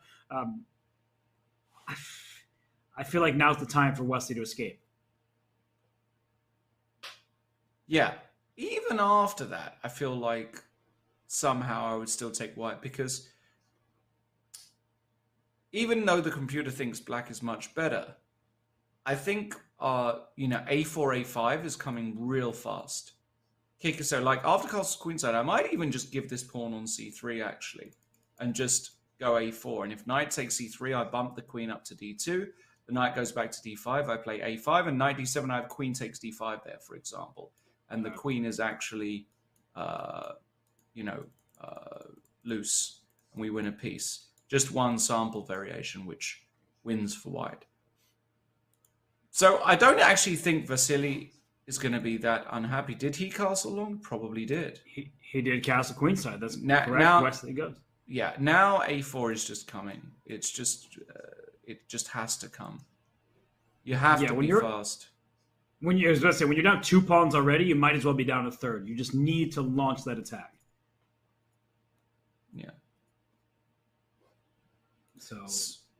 Yeah. So. And I mean, while we leave Ivanchuk to figure out, does he have anything left in the tank to cause Wesley problems? Let's go right back over to the match between Eric and Lanier, because that one is deep into this endgame. Not too surprising to have this position. Not many pieces remaining. This may look bad after those knight were traded off on c4, but with the pawn on b2 being a target here, and without a piece to attack c4, the d file is completely under control. This feels very equal, Lawrence. Yeah, it looks like another very solid performance by both players. I don't expect anything but a draw here. In fact, after a rook trade and then a move like pawn to f5 looks logical to me. Or does it? I hope it's played. I'll look a bit silly. Okay, you don't even have to play it really as black. It just has to be a draw. Pawn on c4 is not a weakness. The double pawns are not a weakness. Double pawns are often misunderstood in chess. They are often very useful, and if you have them and they can't really be attacked, such as in this position, they're not actually a weakness. They perform a very good job. He plays g6, completely fine. There's just no way that Lanier is losing this game in a million years with black, unless he loses on time. That's the only way. This will end in a draw, and I think we should go back to the other match. I agree. It's good to update everybody on the position, but there are no points of infiltration, no targets. This game is completely level. So we will go back to the more electric game, the matchup between Ivanchuk and So. And a4 was played, and then knight f4. So what this move indicates to me, Lawrence, is that Wesley, he understands how his king is about to be hunted. So knight f4 is moving. I don't need any more material. I need to survive the checkmating threats. And again, I'm still ignoring the evaluation bar. I see it's better for black. Neither player really knows that. They have a sense that, all right, black has 2 pawns for what's going to be a huge attack. Maybe that's enough, maybe it's not, but they don't know with any degree of certainty. So knight f4 and king g. Lawrence, I have to say, I was never expecting that move. I would have suggested 8 moves before king g1, but it's a great move. Yeah. Might be a great move. Again, I think this is where understanding long-term compensations and dynamic compensation is an area where, certainly there are some machines that know it very well. If we think of the most recent breakthrough in AI and AlphaZero and Leela, Their grasp of long-term compensation is massive. And look how with every move that bar is inching up in white's favor. It's because in order to play this position as black, you have to be an engine. The most accurate moves you cannot play here as black in this kind of blitz format. It's just impossible. So now it's starting to like white again more. The question, though, is how to proceed with white. That's not totally clear. I see the first step is not a5. That's rushing the plan because then this knight goes to d5. So you should take this knight first on f4. And after g takes f4, you don't have to move your knight just because under attack. Then I'm going to throw an a5, and I'll show this variation here. The point, everybody, is that there is no knight d5 anymore. You want to defend with active play of your own, but knight d5 simply drops this knight in the center of the board because the bishop is pinned to the queen, and that queen is hanging with check, very importantly. So this knight on g3, you can have at it, but your king is going to be hunted on c7. It's very open. So we see the move, instead of a5 or taking on f4, he was rook b1 first. I can hardly fault him for that decision, but I do think that Wesley is going to try to combat the b file with rook to b8, and there it is. Yeah, rook to b8 makes a whole bunch of sense. Yeah, your hand is kind of urging you to play knight f5, but after queen d7, there's you need a follow-up there, which is not at all obvious to me. So how do we improve here as white? Really tricky. I don't know. Maybe it's worth just taking here because you'll eventually probably get that pawn back with your knight. So like you take on f4, the pawn takes, then at some point your knight will go like h5 and take back. Not immediately, I get that, but I'm just trying to get some of my material back and say your king is going to be an issue in the long term. Something about bishop takes f4 I hate. It's just like, I don't want to play that move. Yeah, I don't really like it either, if I'm being honest, but I don't really see what to do here. Yeah, it's a tricky position. That's the problem. And Ivanchuk is the one who's down on the clock, but he was up on time. This is also one of the dangers, of course, of playing like this, is that you suddenly have to invest time when the move is not obvious. And he plays knight e4. Knight e4, okay. So he just, maybe there's a g3 in the future. And by the way, Eric Hansen and Dominguez have drawn. 0 surprises there. The position was locked up. So good game from both of them. They're playing a very solid match. Really, the evaluation bar has had no swings. It's been very steady. So good on those two for keeping the bounce. h6, well, speaking of swings in the eval bar, it's going up in white's favor. What a logical move, though. You're just protecting your pawn on g5, and yet somehow that's inaccuracy. Yeah, I don't understand why on earth that's an inaccuracy. It looks like a perfectly human, decent move to me. So, again, too complex. Maybe Lawrence is just bishop takes f4 and now queen d2? Queen d2, yeah, maybe that's it. And then if the queen lands on f4, I like it. And if you get... Oh, look at this. I've got an idea, Robert. Bishop takes f4, g takes f4, queen d2. And let's say black tries to get super aggressive with a move like f5. Can you then play the move knight takes c5? And bishop takes f5? Does this work? I mean, everything is hanging here. I like the look of this. This looks fantastic. Yeah, this has to work. And you see the eval bar backing it up. I guess maybe bishop f5 somehow inaccurate. Maybe queen f4 was also available there. But either way, this is a big problem for black. And he went a5 first. So throws in the move, invites the knight to d5. But you maybe can't play knight d5 because the knight takes c5. Oh, similar theme to what we've seen already, right? With this queen takes d5 and rook takes e7 check. So the question is, if the knight then goes to d7, does Ivanchuk then want to play queen d2? Go for this. You can also play bishop a4 because you've cleared the square for your piece, and you can start. You're inching closer and closer to the black king. Not that there's necessarily a checkmate, but with queen d2 on the horizon, as you're mentioning, I feel like he's sensing that this is a critical moment, and maybe knight d5 is available. Maybe he can trade queens there, Lawrence.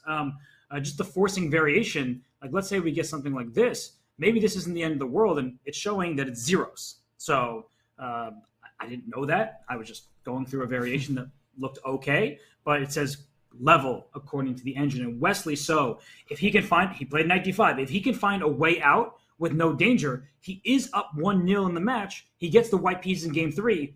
He could probably try to secure a draw and feel good about that. But I think for Ivanchuk, he's going to try to keep up the pressure, and that seemed to be a mistake. Yeah, and we do see it. But yeah, as you said, I think a draw Wesley is going to be perfectly happy with here. No issues whatsoever to draw this position.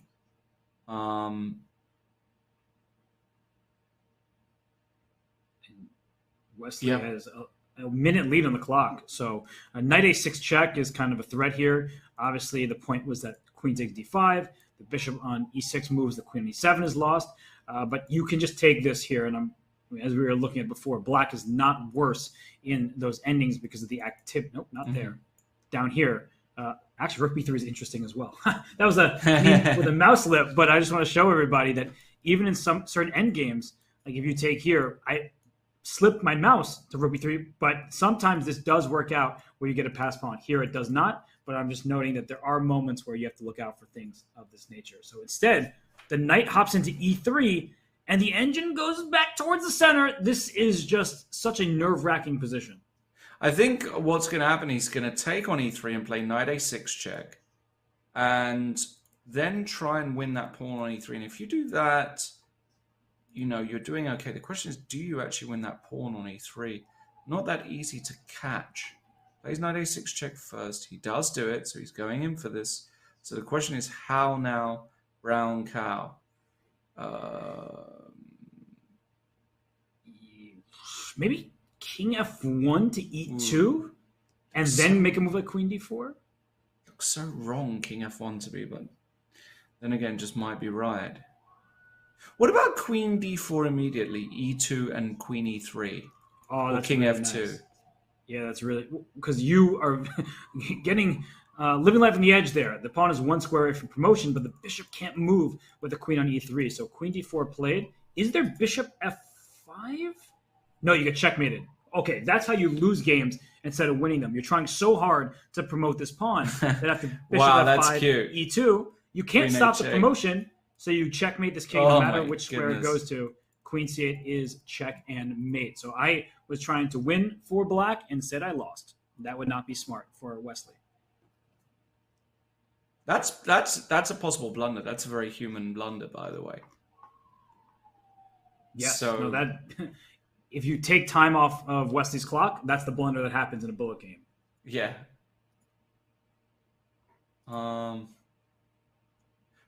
So queen c7, targeting this a5 pawn.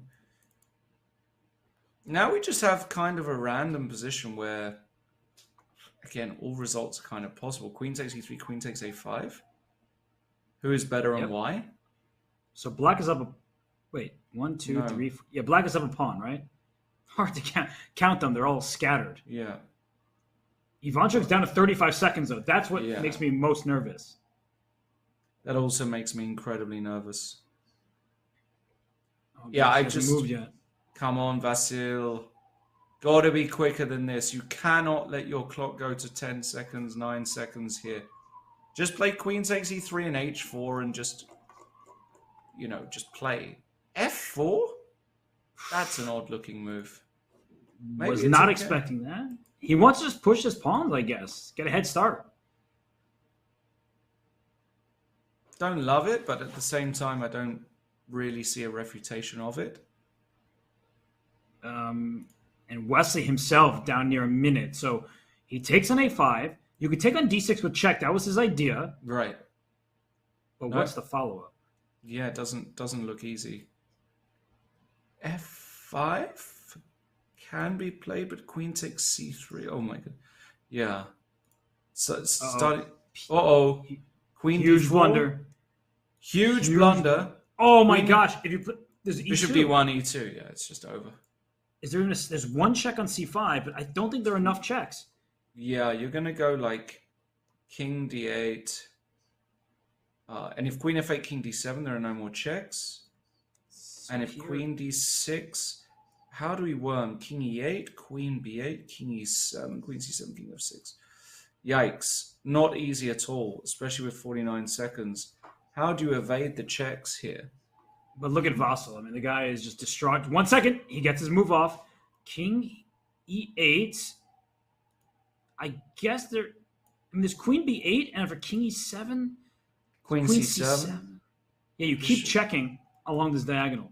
Go, go, go, go, go! Oh my gosh, it's 0.4 seconds when he made the move. 0.8, he's barely getting these moves off. Go, Vassal, you gotta go! Oh my gosh, 0.4. King e7. Queen c7. Oh my, He's stop just it. about getting there. It really hurts to watch his games because I'm getting so nervous on his behalf. And the whole point, everybody, is he needs to be able to land an e5 with check so he can win this pawn. Go queen b8. Okay, king e7. Check again. You got it. King d6. And queen b8. Go. He does it very quickly. He's got 4 seconds now. Okay. King Where's the check? C6. Which check? Queen a8. King c7. King c7, no more checks. That's it. Wow, he walked right into it. Wesley-So wins again, a 2-0 lead for the American. And now all he needs is one draw. He gets the white pieces in game 3 for Vasily Ivanchuk, the legend, the fan favorite, the former world number 2, world rapid champion 2016. He has beaten Garry Kasparov a number of times in classical chess. But right now, I think he's sort of met his match in this modern era in Wesley-So. Yeah, he's just struggling on the clock. The positions he gets are complicated and rich. He's just not able to calculate quick enough. Wesley only needing a draw. I mean, he's massive favorite to win now. Now the 97% or 93% feels about right. I see absolutely no way Wesley doesn't come through. The other match are extremely competitive. 2 draws in Dominguez-Hansen, 2 very quiet affairs so far. Is that what Eric wants? Does he want to get that to Armageddon and claim, you know what, I can play with 11 minutes. I'm a fast player. I only need a draw as black. I'll spot you the 3 or 4 minutes advantage that you want. That feels like it might be a strategy. I think after the match, regardless of what happens, we can ask Eric if that was his overall strategy. But for the moment, a very tense affair in that one.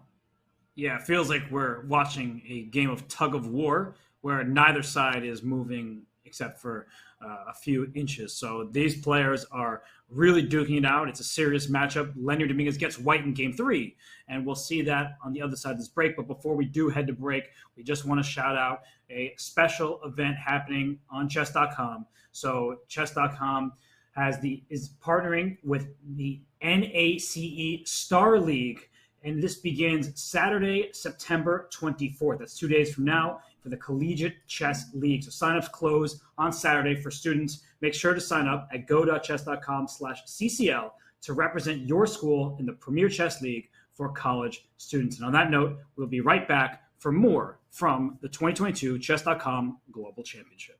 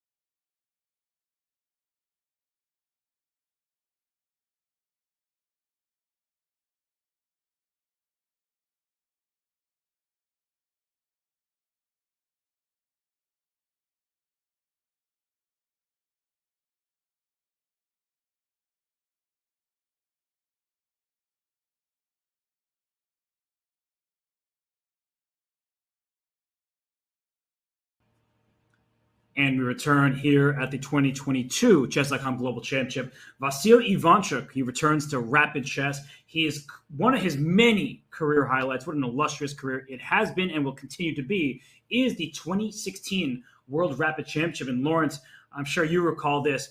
When the medal ceremony was taking place, he was playing a game of drafts.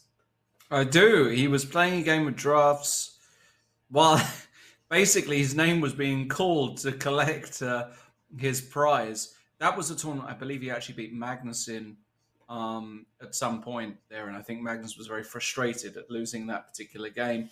You know, Vasyl, class player, of course. No surprise that he was able to win a tournament of that prestige. As you can see also, FIDE World Chess Championship 2002, runner-up. Tons of tournament wins, both in classical and otherwise. 53 years of age, by no means a young player in today's climate. But, you know, he's the sort of player that, when I think of some of the greats that had super fantastic longevity, two big names that come to mind, Viktor Korchnoi, who played well into his 70s, Jan Timman, who's playing well into his 60s. Ivanchuk feels to me like he's going to be one of these players. He loves chess. It's not that he's just going to retire tomorrow because he hasn't managed to maintain a 2740 rating. He's probably going to slowly lose level because that tends to be what happens, but he's going to have the odd spark and moment of brilliance. And it would be, it would be an asset to chess to have him around, see him in the strong opens, in your big Gibraltars and your Qatars and whatever else it may be. Really hope he continues to play. And hey, he also loves his drafts, right? Played in drafts tournaments as well. I wonder if he plays any other games. I don't know Ivanchuk very well personally whatsoever, but he always, people love to see him and, love to hear him talk about chess, the way he analyzes chess. His love for chess and his passion for chess is still very, very strong.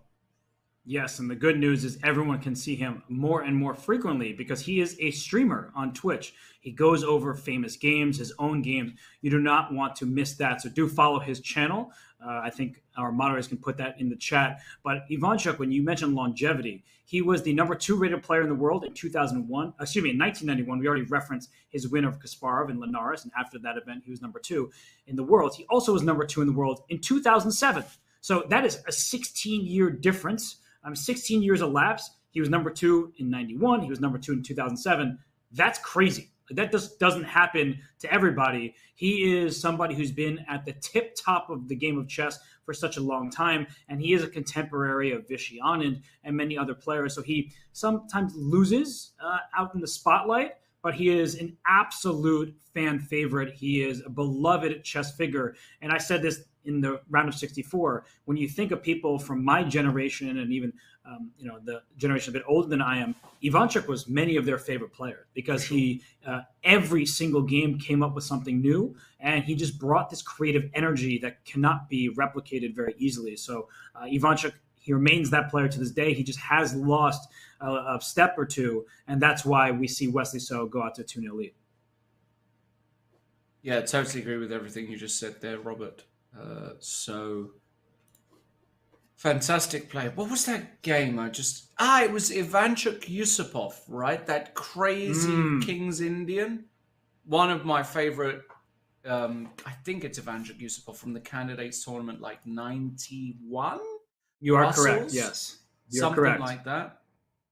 One of my favorite games where, honestly, it's up there with. I think Yusupov actually won that game as well, if I remember correctly. Where if you're a fan of King's Indians and one side crashing through on the queen side versus crashing through on the king side, that's one of my big highlights. Perhaps somebody in chat can correct me slightly on that, but haven't looked at that game for a long time. But so many classic Ivanchuk games. I mean, just tons of them. For sure. And, well, it seems likely that we are going to see Ivanchuk bow out of the tournament, but two players who are giving it their all and should not be overlooked are Hansen-Dominguez and Eric Hansen. So we're in the third game. Lawrence, neither side has built up an advantage that has surpassed about +1, which isn't that much, especially in the types of positions they've had. So what is Eric going to do with black here the second time around? He played that bishop d7 move. You think he'll repeat that, or because Lanier had some time to look into it, he's going to come up with another outside-the-box variation? No idea. I'd kind of be surprised if he did repeat it, because it's just so random. Let's see. C3 castles. Why is he taking time here, Eric? This is the next thing. Does he want to play an early knight a5 and try one of these slightly odd systems? It's all very bizarre to me. Yeah, and looking at him on screen, he's not even looking at the board. I think he's trying to figure out what to do live, but he can't be surprised by what Lanier has done. He's just repeating the same exact opening. So at this stage, castle is by far the main move. We're talking about, I don't even know, 50,000 games more. I'm just throwing out a random number. Millions. Yeah, whatever. Yeah, millions of games. You know, just tons and tons of games. I was thinking the database, but as you said earlier, so many games don't even make it to the database. So castle and kingside is normal. Knight a5, as you mentioned, is possible. Bishop g4 is technically available, but he does castle. So why did he spend a minute to do so? No idea. Doesn't make any sense to me. We'll have to ask him after the game. Let's see if he plays bishop d7 again. I mean, maybe he'll go for knight d7 this time, which is a much more common line. Knight d7, d4, bishop f6. Can't remember the name of the line, but does exist. What odds are you giving me, Robert, for knight e8 here? Knight e8? Yep. You can get, I don't know, 100 to 1 odds, I guess. I'll tell you what, I'll take 1,000 to 1. No, there's no gambling on Twitch, Lawrence. Have you seen all the latest? What are you doing? You're trying to. We're just. We're not gambling. Friendship points. We're talking probabilities and maths. Zero. Yes, gambling. Exactly. This is y'all intellectual pursuits here. Exactly. Knight e8 would be like just such an. I don't even know how to describe that move. It's a terrible move, right? It's a terrible move. It is a terrible move. You can't even play f5 because the pawn is pinned. You give up the d5 square. So that's why I would give such huge odds. But what is odd is that Eric is spending minutes. Like, he knew this position was going to happen again. He played this in game 1. And what is he doing? I've got no words for this. I don't get it. I just don't understand. We're in the most analyzed position in the history of chess. Literally. This position here, the start of the Spanish, he's burning 3 minutes. Why? Like, if you're going to play a match against Hansen-Dominguez for potentially $200,000, getting to a final of a competition, surely, you would have had a quick look at it before and decide on a system. I'm lost for words, actually. I just don't understand what's going on. I'm almost trying to figure out if it's like a psychological ploy. Like, oh, I don't really know what I'm doing. And then I play this bishop b7 move, but I do know what I'm doing. Like, you know, one of those type of moments. But being down now 3.5 almost minutes on the clock, this just feels like the wrong strategy, because what Hansen-Dominguez does, as well as anybody on the planet, is he punishes you in positional squeezes. And right now the move knight d7 was played. d4 is obvious. He plays bishop f6 instead of c5. But white has a spatial advantage. This game is not going to conclude in the next 10 moves. That's not what happens in these types of variations. White can play a move like bishop e3, but then there's knight to c4 that you have to look at. White can play a4 and start thinking about opening up the a file. That looks like it could be a bit annoying for black as well. White can always close the center with d5 and question this bishop, although then we'll get a King's Indian type of approach. So white has flexibility in this given moment, and for Dominguez, he clearly isn't prepared for this specific variation, and that's why he's spending clock now. So Lawrence, maybe that justifies Eric's opening play. Yes, but no. Let me put it mildly. Yeah, but no. You could have still played this and saved 3 extra minutes, and nothing would have changed. Also, the system's a bit odd. Like, the configuration of these pieces exactly feels very odd to me. Also linear. Okay, knight bd2 is the move, the standard, just automatic move. Again, kind of not clear why he's not playing that quickly. Maybe he still has to actually calculate moves like a4, which is a move. Apart from that, I mean, there are other funky looking moves here. For example, the move knight to h2 is not as ridiculous as it looks to be able to go to g4, especially with this knight currently on the rim on a5. You don't often get afforded that time to play this move. I wonder if he'll go for that. It's not a very Dominguez-like move, but he might just be trying to find a way to punish black for this configuration of pieces. So I know Linear quite well, but I'm looking at him now, and I just never want him to be disappointed in me. Like, you just look at this face, like, when he's disappointed in you, you know you've done something wrong. And he does play knight d2, which was your first instinct. And speaking of doing something wrong, Eric is in trouble if he doesn't find a way to compete for the center, because c5 is clearly one of the main ideas here. I think it can be played and probably should be played at the moment, because if you don't do that, you're going to lack space. But if you do that, white will then play d5, happily shut down this bishop on f6, and continue with plans. Excuse me, my arrow drawing is off. A knight f1, knight over to the king side, maybe knight h2, as you mentioned.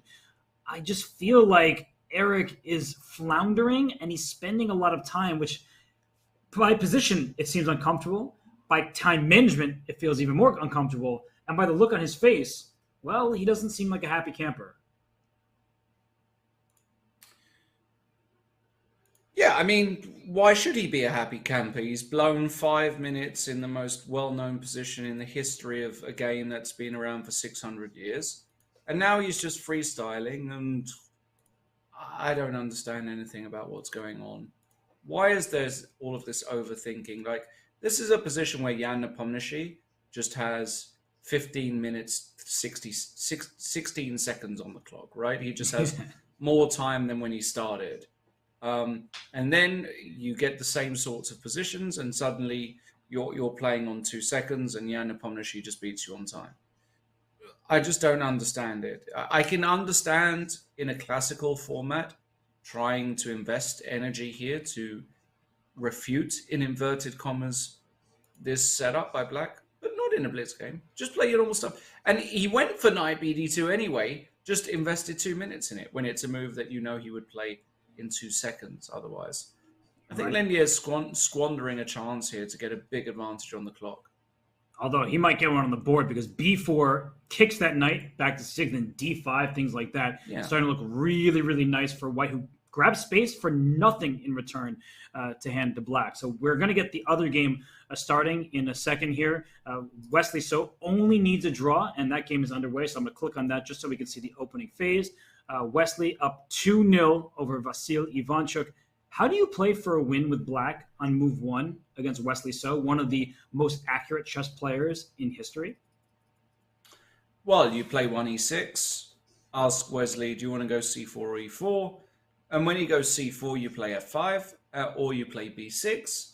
And when he goes e4, you do not play f5. And I say f5 or b6 is what's coming here. That makes sense, because you don't want to play anything symmetrical, and this allows black to compete for the center. Sure, just like most openings, white will have a slight edge, but I like the look. Well, I did like the look of it, but Ivanchuk just put his knight on f6, so we're getting into theoretical lines. Awful decision by Vasily Ivanchuk. You're going down Nimzo mainline, which may very well be decent, but one that Wesley has just analyzed inside out. Also, it's not really dynamic. Now, queen c7 is a bit unusual, though. Knight f3, bishop takes c5. This is a bit unusual, but I don't think this is going to phase Wesley, to be brutally honest. Yeah. I think the type of unusual it isn't unusual enough, right? It's just like an obscure move in a standard-like position, and now it's normal moves for white. Now your knight's under attack. e4 is coming. Maybe knight b5. I don't have to castle queen, so I can just put a rook on d1. All the moves for white seem very natural, and I think that Wesley He's good at playing these types of positions, even when a draw is not the desired result. Right. So, bishop g5, a6. Okay, lots of moves here for white, but just e3. It's just e3, bishop e2. Well, you don't. I mean, again, you're 2-0 up. You just need to make a draw. Just go bishop e2. Right. And I think what Ivanchuk is going to do is play a hedgehog structure. He's going to play b6 and d6 and bishop b7 and knight d7 and play like a slow game, which now that I'm looking at it, I like the idea a bit more than I initially did. But I still feel like Wesley is as solid of a player as it gets, and he's not going to be put off by this opening. No, he's not. And I'm just like, I'm trying to even punish black. So bishop e2, b6. Can we go knight e4 there? Is that a move? Just to like try and. Yeah, like if knight e4, I can maybe even play queen e4 there, just to make, But knight e4, bishop e7 is actually legal, but he goes bishop e3. I think he wants a similar thing. I think he wants b6, knight e4. That's what I think he's got planned. And if knight c6, he plays a3 instantly, preventing any knight b4 jumps. Again, there's not enough to chew on here, really, if you're black. I really dislike the opening choice by Ivanchuk. But, okay, let's see. I think white is just better here. Castle's knight bd7 has been played. I like this feature chat, by the way. It's to say what you will about boring chess and all that. A good chess or accurate chess, but Ivanchuk and Wesley will never play boring chess, was the chat comment. Well, Ivanchuk especially. I mean, Chucky is not known for halving out at every opportunity. And he can't now. So, I mean, this match really could be over after this particular game. But okay, still some work to do here for Wesley. So the question is, what is the best way forward? Sorry, my attention got caught by the other game, if I'm being honest. We can because also go there. What Eric is doing looks beyond terrible. Like I'm looking at this, and it feels like white was handed about 3 free moves. Let's have a look. What is look. this? What are these pieces? Yeah, it's just bad. It's just an inferior Spanish. The sorts of Spanish that Lenier in the streets of Havana was just learning, how to play from the white side. It's gross. The knight on e7, terrible. The bishop on f6, terrible. The bishop on b7, terrible. The knight on d7 is black's best piece, and it's bad at best, right? It's like white has got the space advantage in the center, on the queen side. He can even get it on the king side. He's just better all round, and I just don't understand what's going on. It just doesn't make too much sense to me. I will quiz Eric afterwards what the whole strategy was with black, because none of it, I mean, really, I'm sitting here scratching my head thinking, why do you want this position against Lenier? Why do you play like this? Like knight b3, great move. Knight a5 now, a horrible threat to meet. Probably have to go rook b8, and then white can go ab5, and rook a7 first. Oh, but then there's knight c8. You might get a bit lucky, but some things have to be calculated. But it's just... And I can just imagine chat now saying, why are you such an Eric hater? Well, the tank top for one. But apart from that... the chess stinks. I mean, look, we got to call it how it is. This is just bad chess for somebody of his level. Like, what is he trying to do here? It's so much better than this. Do you agree with me, Robert? Not just about the tank top. And, I mean, we see a featured chat that Eric is shaking his head at his own position. I'm agreeing about the chess for sure. I mean, this is not a position you want against anybody, but especially not against Dominguez. A knight's coming to a5. Your idea looks great now, knight h2 to g4.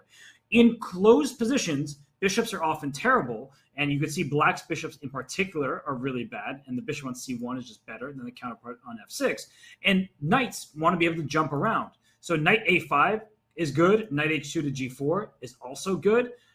Oh my gosh, white has more space thanks to this pawn on d5. And then there's also this tension between b5 and a4. And you're never really wanting to take on a4. You're left with an isolated pawn on a6.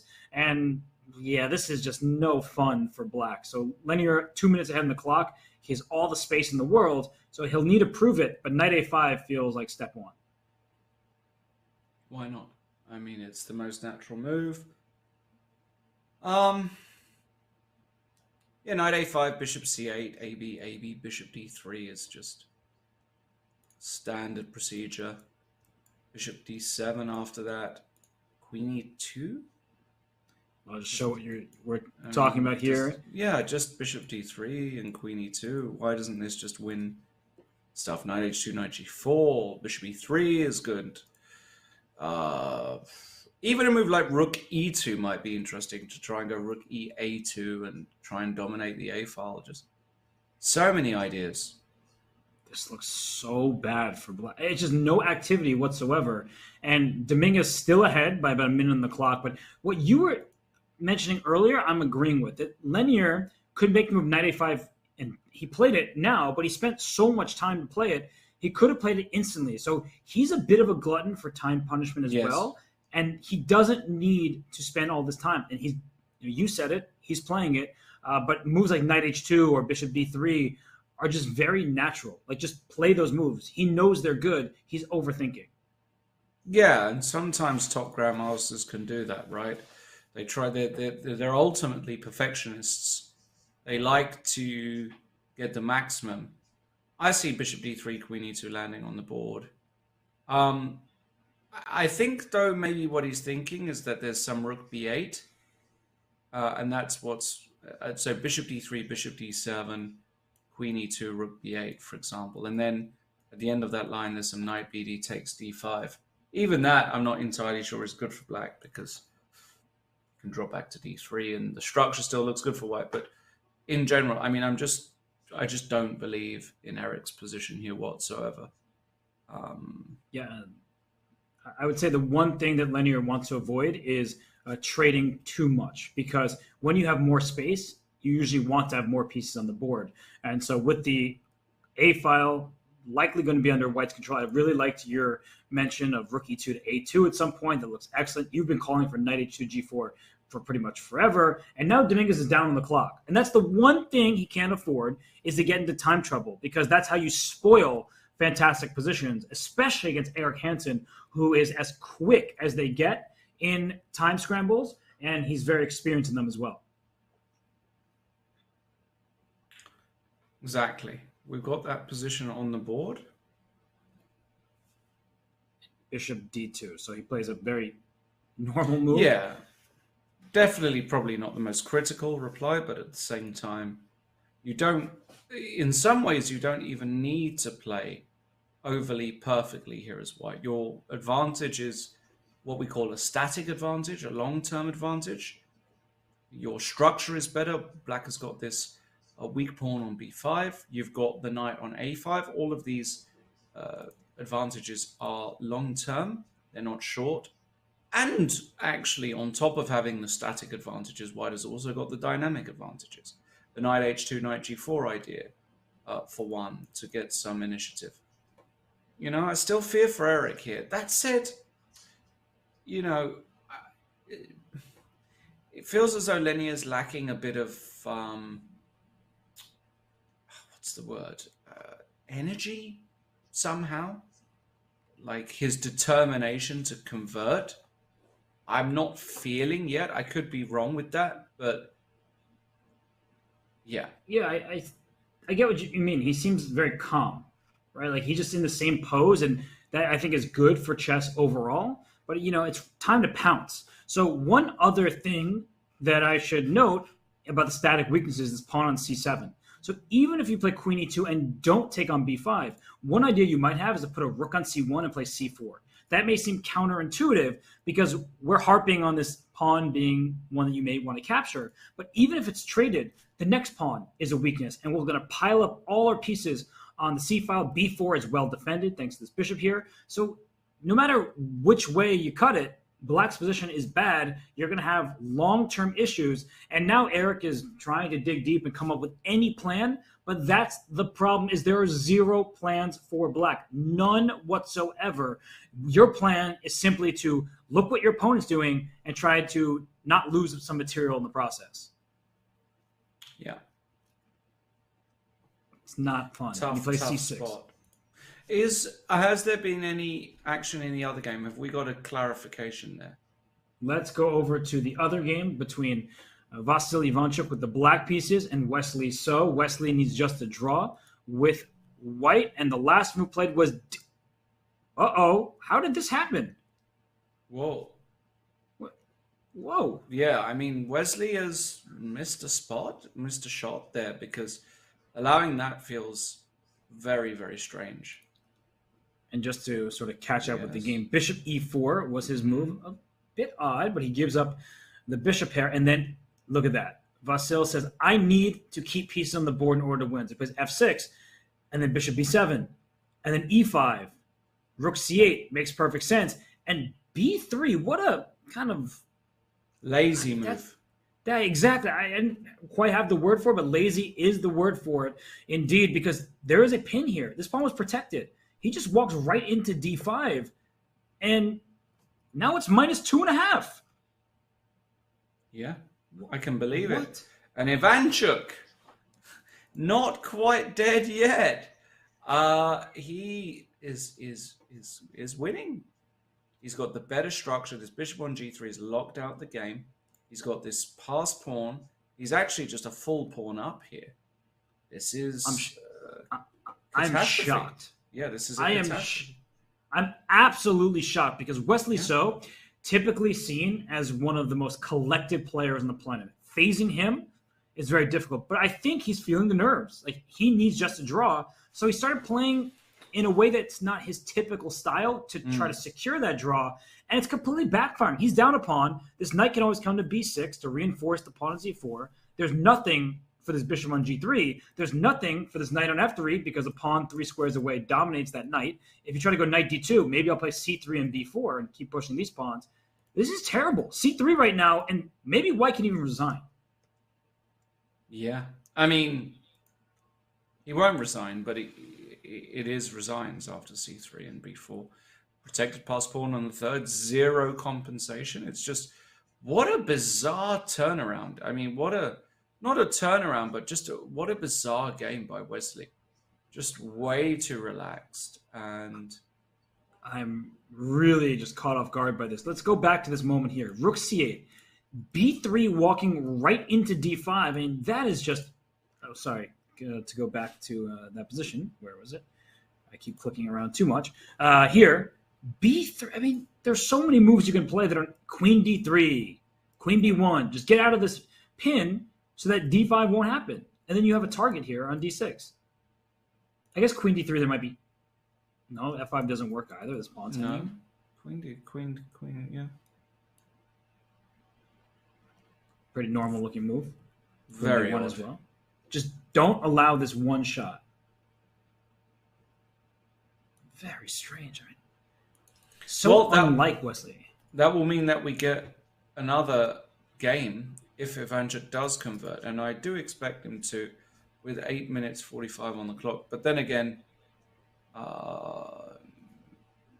you never know. I mean, he could just get overly fascinated now with this position. c3 played. Good. Well done, Vasil. And he's almost 2 minutes ahead in the clock. He's a passed pawn. It's about to be a protected passed pawn.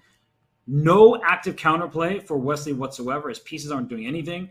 This is bad. And I think we're being what seems like very critical of Wesley because we expect such high things, because we know how strong the player is. Look at how he played the first 2 games. Look at how he just plays chess all the time. But this was as un-Wesley So-like as it gets, and he is going to pay the price. Let's go to the other game just because they're heading into a bit of time trouble. Of course, we will come back to this one. So get out the inner tall, says our featured chatter. But let's go to this game here where Hansen, well, doesn't look as bad as it did before, but still better for Linear. Better for Linear, but again, it's kind of the same thing where Linear is just not going for the most critical routes. He's allowing Eric to get, the best of a bad situation. And again, this is miles better compared to what we saw before. Pieces have been trading. B5 is defended. There's a bit of coordination now between the black pieces. Still prefer white, and I love knight d2. Trying to play knight b3, knight a5. I also love knight a4. Think this is a good move. Counter-attacking on c3. Just not enough bite. I feel it. I can feel it through the screen almost. That Linear is he's just being way too. What's the word? He's being lax, laid back, right? Basically. He's just too. He knows he's got the advantage, and he's almost not forcing himself to find critical ways. Love that move, though. Yeah, Rook A3 is good, but does D5 exist here? That's a big question, because if you can get away with D5 right now, it's obviously a good choice. The problem, though, is you free up the E4 square for White's pieces. It becomes a turnstile in a way. So a risky move to play, even though you're getting rid of your backward pawn. But I'm just so with you that Linear, he does feel very lax, too relaxed. Right? He's just finding good moves, but he's not finding necessarily the optimal moves in moments where he can't afford to give his opponent time. So H6 played by Eric, perfectly normal move from him. And, well, what should we expect from Linear? I mean, how do you actually make progress here? It looks like this knight on A4 is just closing down your only open file, and this rook was happy, and now it's just blocked. Yeah. No, I mean, this is just, a bit of suffering, but no, but still, again, just H6 I like. I think this is a good move. 2 minutes, 43, 149. Bishop C2. Okay. He might want to C4 and be able to take with the queen to keep the B4 pawn defended. He might even take on A4 if he can get C4 and B5. That's a big if, because B4 is loose, but something to keep an eye on. Eric now down to 220 himself. This D5 question is like 6 moves in a row. It's, can I play D5? Doesn't look so good. Maybe I should play the next move. I don't want to give the E4 square. And that's very frustrating when you're down to 2 minutes in the clock, Lawrence, because at some point you just make the move and it could be mistimed. Absolutely. And very, Eric, very odd stuff. Well, do you think he's going to play D5? I think he actually will, yes, because after ED, Queen D5, Bishop B4, Queen D7, you're holding your position together. Now he goes for Queen B7. But now C4? Because you can't take the knight's hanging on A4. But maybe he'll just ignore it. Somehow. Yeah, I guess for now he has enough defense of this knight over here, but it's starting to look kind of risky. And he plays it. Linear finds C4. This could be a problem for Eric. What move does he make here? Yeah, the move is not at all obvious. Maybe Bishop G5? Try and trade a few more pieces off the board. But there's something about it I don't like, because you can take, and then a quick Queen H5, Rook G3 exists. Yeah, this second game where Linear is white, we're talking about rook lift. And in fact, Bishop takes Queen H5, Bishop H6 might not be out of the question. Yes. That exists. Wait, this is very scary because you can't do anything about this tension. If you move the knight to B6, you just drop B5. That's not good. If you go knight B2, there's Rook A7 and Queen H5. Yeah, no, this is tough. This is down tough. Under a minute, and he looks nervous. He plays knight B2. What a brave move that is. Yeah, I love this move. Really resourceful stuff. Couldn't leave the knight hanging over there. Yeah, and the knight now attacks c4. You don't mind a mass trade because then the b4 pawn would be incredibly weak. How about bishop b3? Oh, he plays it as I was about to suggest it. Oh, that was a huge blunder, apparently. Now it's +4. That means there must be some kind of tactic in the air here. Is it just cb5? Because f7 I think c5, no, looks crushing to me. But also cb5, yeah. He just takes b5. That's the problem when you're down to a minute. Their f7 pawn is hanging, so there's no option to capture on b5. The bishop will capture f7. Now b6 is next. This is completely lost. Your knight's trapped. Oh, gosh, one move does him in. Wow, this is just... Queen c3, fishing. Eric trying... Yeah, queen h5 is brutal. That's... Yeah, he just missed it. No, that's actually just over. Yeah, and Eric shaking his head.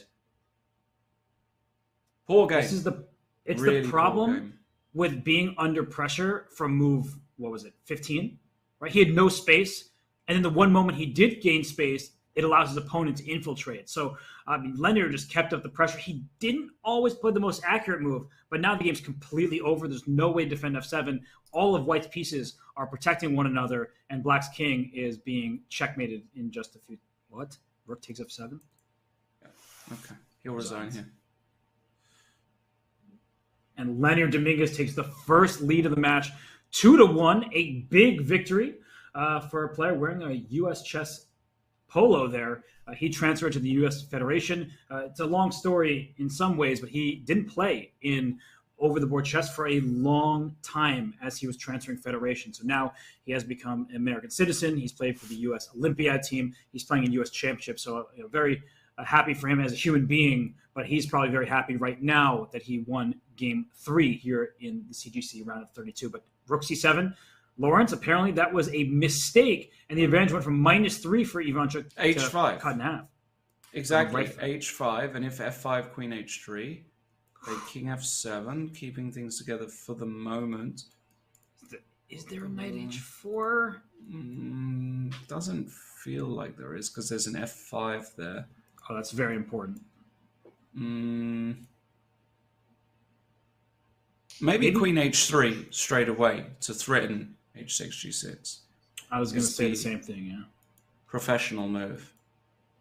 So HG is a huge threat with his rook loose on H8 down here. So he plays E4, and the eval bar immediately goes that down. move. Queen E6. Let's trade. Just trade. And Queen H4. I mean, if it works, it's one of those where you just say, okay, fair play. Like if you can Queen H4, G5, Queen H2. No, I'm showing this because a lot of people will remind themselves of me and Danny versus the Chess Bras when our queen was down here in the corner and couldn't move. So this looks like that, where Black is also up a pass pawn. This is gross. I can't look at this position anymore. If Vasil plays Queen E6, he's definitely going to win this game. Yeah. Is that the move? I mean, I'm just assuming that's the move. It is certainly the move. And it's a really easy move to find. Ivanchuk just has to find this move. There's no reason. Yeah. I was going to say, I think if he can stay above 2 minutes on the clock, he'll win this game. But time has been his kryptonite in this match. Yeah, it really has. And played, and G5. This is excellent. Excellent stuff. And now, well, C2 is good. Rook C8 is good. It's just, look, you can see Wesley. This is a typical Wesley look when he knows he's losing. He looks away. Yeah. So you were saying players think while looking away. Wesley, when he knows he's like busted in the game, he'll turn his head because he's shaking it and he wants to get it over with. But C2 will result in a win for Ivanchuk because at the end, Bishop A3. None of White's pieces over here are helping out. Yes. Too gross for words, this position. Vasily just needs to not take 2 minutes here. Can we just please get a move in the next 10 seconds? Is that possible? Actually, and now that I'm thinking about it, if you try to just push this pawn, there's like knight e1 at the end, and then maybe you're gone a little bit too far. So that's why he's calculating before pushing there. So what's he going to do? He's down to under 3 minutes. That's not a good sign. Maybe just play rook h to c8. Your game is perfectly safe. Why overcomplicate things? I love rook h c8. And then if knight e1, you go bishop a3. And the point is the rook goes to c2, and then the knight wants to go to the square the rook is on, and you're a bit messed up there, I think. Yeah. I mean, there are probably other ways as well. The one tactic you can't overlook is like at some point some kind of sacrifice on e5, but that will never work. You have too many pieces covering the key pawn. So Ivanchuk getting down to 2 minutes. This is what we said. What is this? What kind of a move is this? Honestly, if you gave me 20 tries in that position, I wouldn't have come up with rook c6. I don't understand it. I just don't get this move. Oh, he was avoiding knight d4. And you see, that's why he's the greatest. I was also very confused, Lawrence. Like, I don't understand rook c6, but with the rook here, knight d4 was available for black. Okay, that makes perfect sense now. You did not want to allow this knight to land on f5. That's how you give away your advantages. And instead, he just brings his rook away and then brings his second rook over. Well done by Vasil. Yeah. Decent stuff. Decent stuff. And Wesley down to 1:40, and he's trying to come up with some counterplay. He played h6 to give his queen some space, but the king runs away, and it really didn't do anything. Right? That's just one single check. And these are the type of moves that I feel like Vasil has to play instantly. Like, he's spending 10 seconds here, but this is exactly what's been his problem in this match. Yeah, king g8, but why, like, you know, Vasil is there, you know, thinking about king g8 versus king f8. It's just not really a move that you have to go too deep into the tank for. But okay, he's still winning enough for it to be just, of course, objectively losing, but he's also not quite finishing it off yet, right? Again, going into the tank way too long here. Tons of moves you can play quickly. b4 is a move you can play quickly. a5 is a move you can play quickly. White's just got no threats here. And he does play b4. What Wesley's doing this as best he can, right? Knight e1, just make a move. Force Ivanchuk to find moves quickly, because that has been the thing he has not been able to do when he's down under a minute. So now he's down to 1 minute, 10 seconds. Wesley with a lead on the clock. a5 played. Maybe it's like rook d5 to try to bring this rook over here. No, rook e2. He wants knight c2 desperately. Yeah, I mean, this all makes perfect sense. 59 seconds. Don't break my heart, Chucky. Don't do it to me. I'll be distraught if you don't win this game. With such a, you know, such a commanding advantage. I mean, really just an entire pawn up. No real counterplay for White. It would just break my heart. Don't lose on time. Please. Don't do it. Why is he moving? Do just something. Go. Just no. Move. Come on. He's down to 20 seconds. He's trying to be a perfectionist. Oh my God, dude. Perfect is the enemy of the good. Just make a move like rook d6. Something. Just go. Anything. Move. He played a4 with 14 seconds remaining. And he trades. He can't take there because the 97's hang 10 seconds. You got to go. Knight b6. He didn't want to hang his knight. Makes perfect sense. The queen is out hitting b3. Oh, gosh. Yeah, but Wesley now, you can see, perked up a little bit there because he understands there is some chance somewhere, somehow. Eventually, his knight's going to have to go up to a better square. If take on b3, to take on e5. So he goes king g8. Great move by Ivanchuk. Still about 10 seconds remaining for him. Lawrence, he's making everybody nervous, but he's playing good moves. 93. Here comes knight f5. No knight f5 for you. Queen h5. Now queen e8 check is in the air. So Bishop bishop c5, just holding on by a rook a1. Yeah, just gotta Love watch out rook a1. everywhere.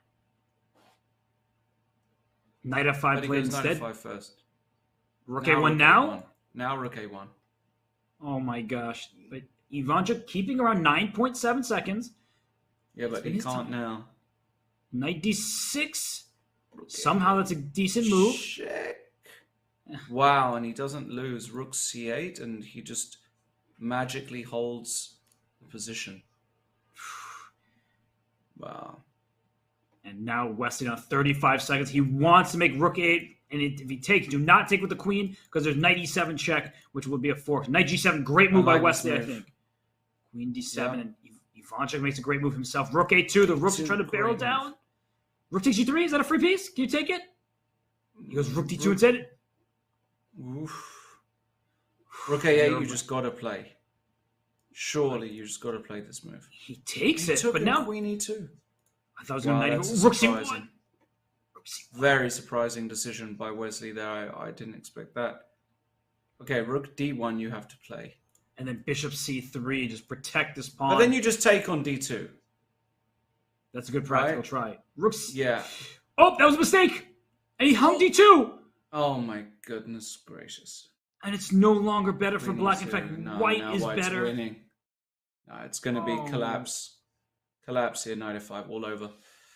And remember, Wesley so only needs a draw. So he does not need to win this game. And Wesley, Ivanchuk done 3.2 seconds. Take on d4, e5? No, queen e2 is excellent, of course. Queen a6. Oh, e4 goodness. is also Queen good. g8. Queen a6 is coming, or queen g8 is coming. Queen a6. And f6 is hanging, exactly. And Over. For, Lost on time. for the Brutal. third game in a row, unfortunately, time is the enemy for Vasyl Ivanchuk, the legendary player, the Ukrainian who was number 2 in the world back in 1991, again in 2007, has won the World Rapid Championship, has beaten all of the best players in the world. Lawrence, he just can't do it when he's down in time trouble. Heartbroken. Just, you know, unfortunately, it's an Ivanchuk we've seen over the years, either classical or otherwise.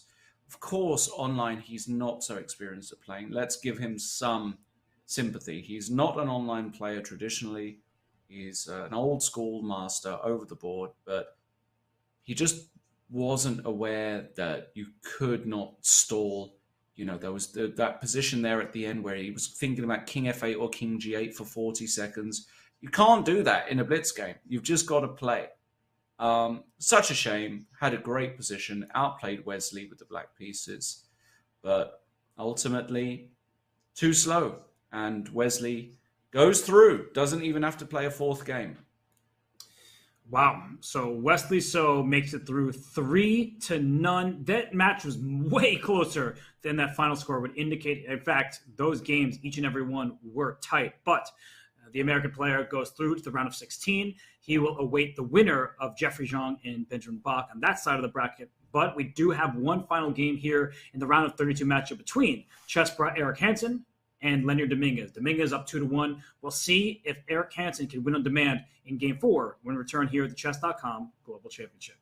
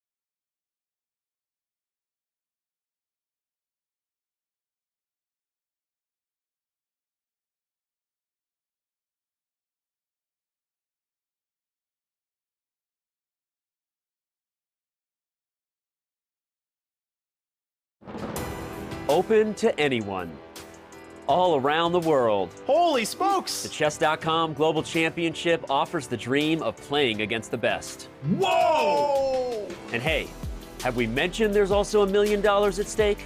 The total pot is $1 million. No, that is not a typo. The prizes are unbelievably generous. We began with thousands of players. Now only dozens remain. D6! There's a fork threat, and it's unstoppable. Sam Savion is going to defeat MVL, and it's over! What a game. The CGC knockout phase has arrived. There are those who played their way in, and some are here thanks to their well-earned reputations. No matter who you are, things are about to get very, very real. If Eric finds it, oh my god, I found it! Oh my god. A trip to the CGC finals and a clean shot at the largest first place prize of the year. My friends, it's the CGC round of 32. Who will take the next step to Toronto?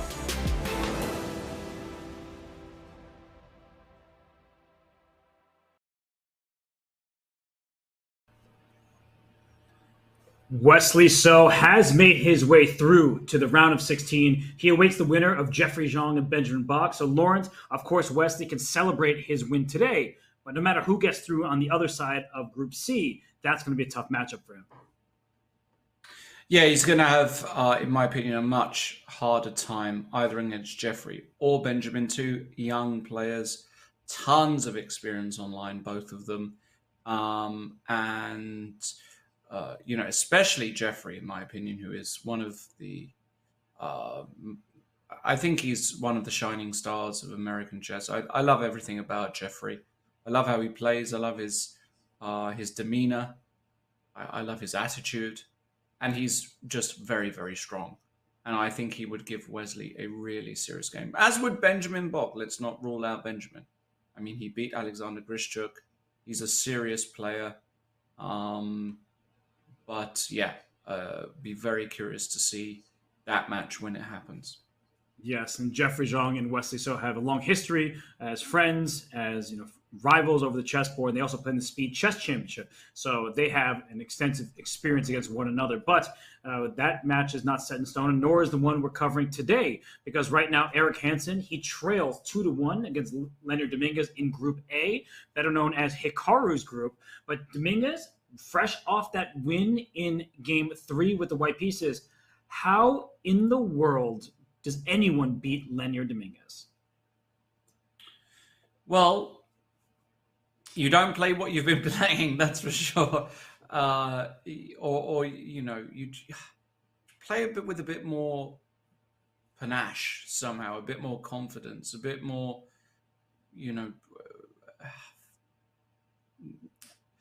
I'm struggling for the word. It's just whatever Eric is doing at the moment, it's not really working. Like, I don't recall a position where Eric has been better. Yeah. Right. So that's the point. He's giving Lenier a far too easy time. He's not really making Lenier think.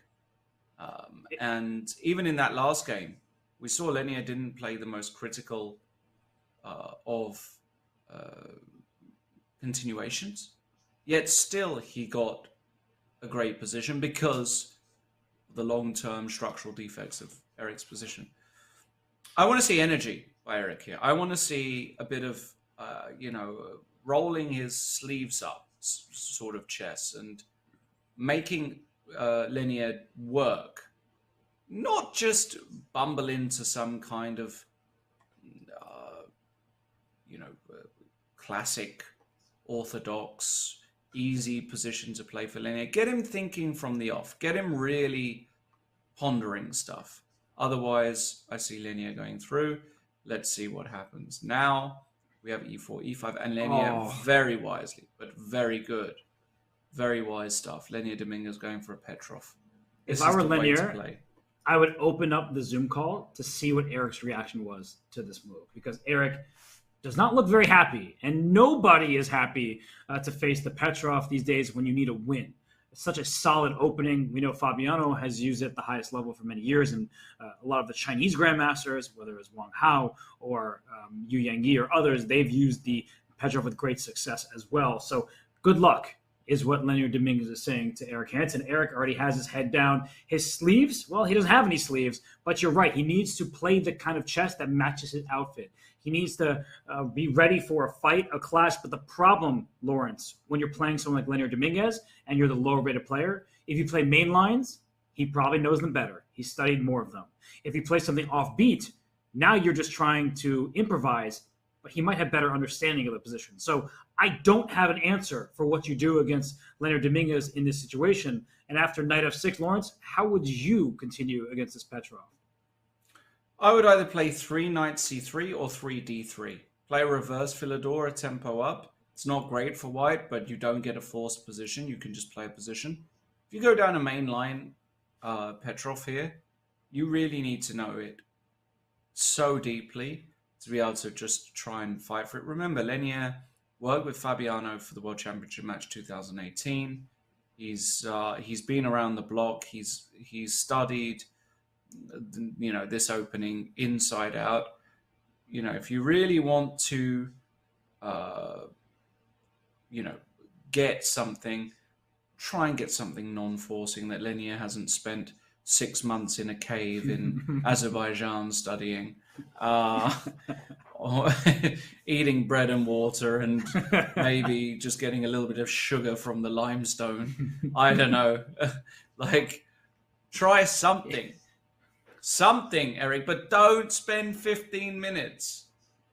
Should he try knight e5, d6, knight takes f7?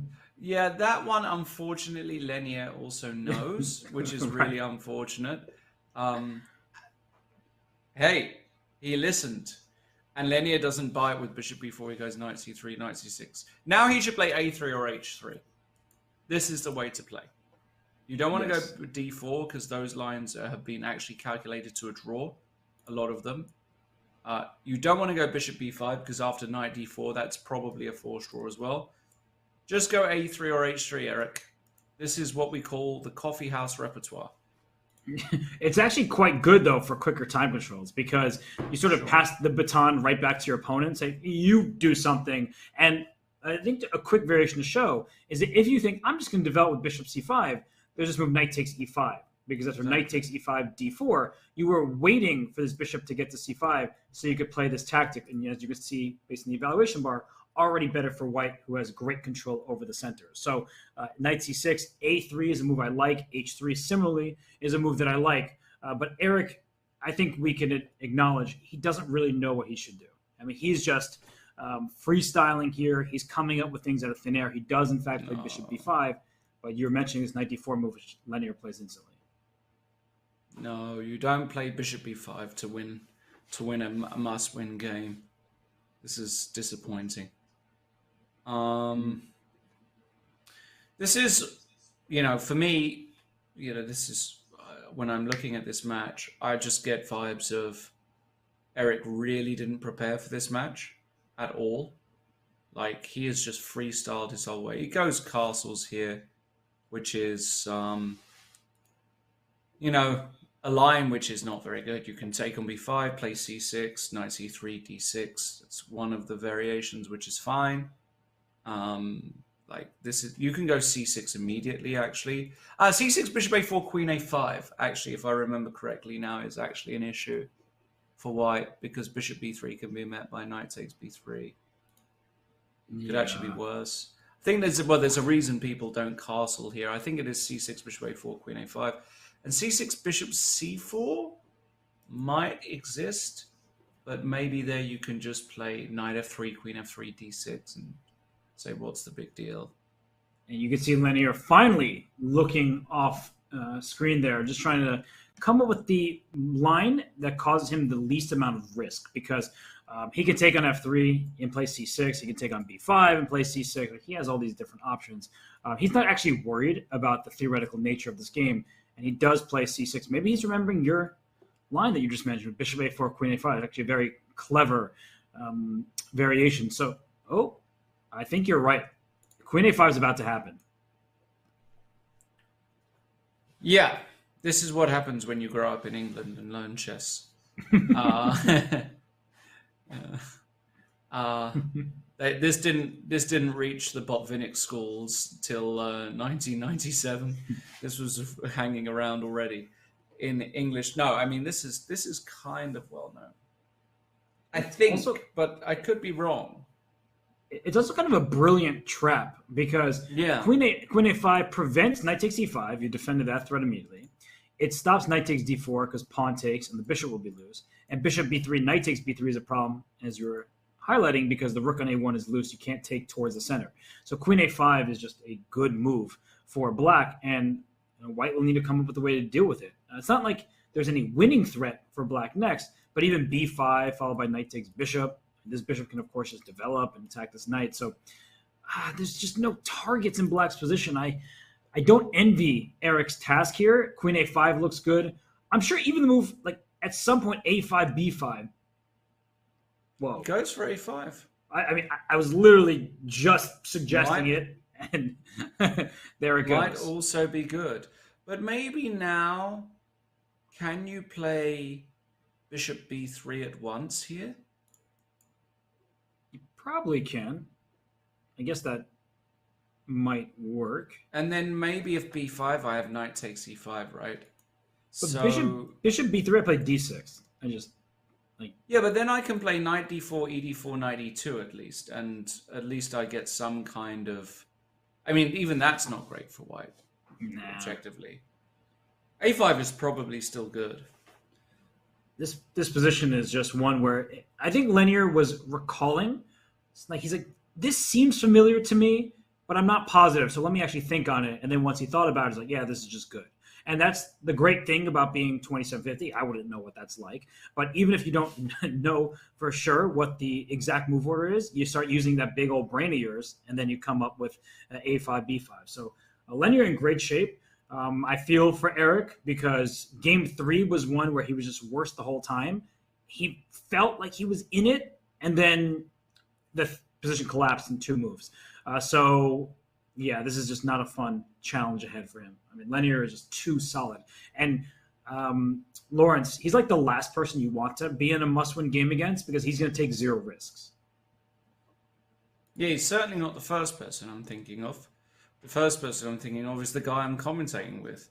But, you know, but no, I mean, of course, Linear, you don't want to be playing against in a must-win situation. He's incredibly tough. He, as you said, he'll take no risks. Why would he? He'll play the most mundane, asinine, whatever word you want to use, chess, just to get through. There are no bonus points for brilliancy in this particular competition. So, yeah, I just, you know, and if Eric does join us, I am going to be critical of Eric because if he doesn't win, and you know, doesn't really have a chance, it could theoretically be that he didn't have one better position in 4 games, which is just not really, you know, acceptable. For such a big tournament, I'm just so surprised spending 4 minutes. And I mean, what's going on here?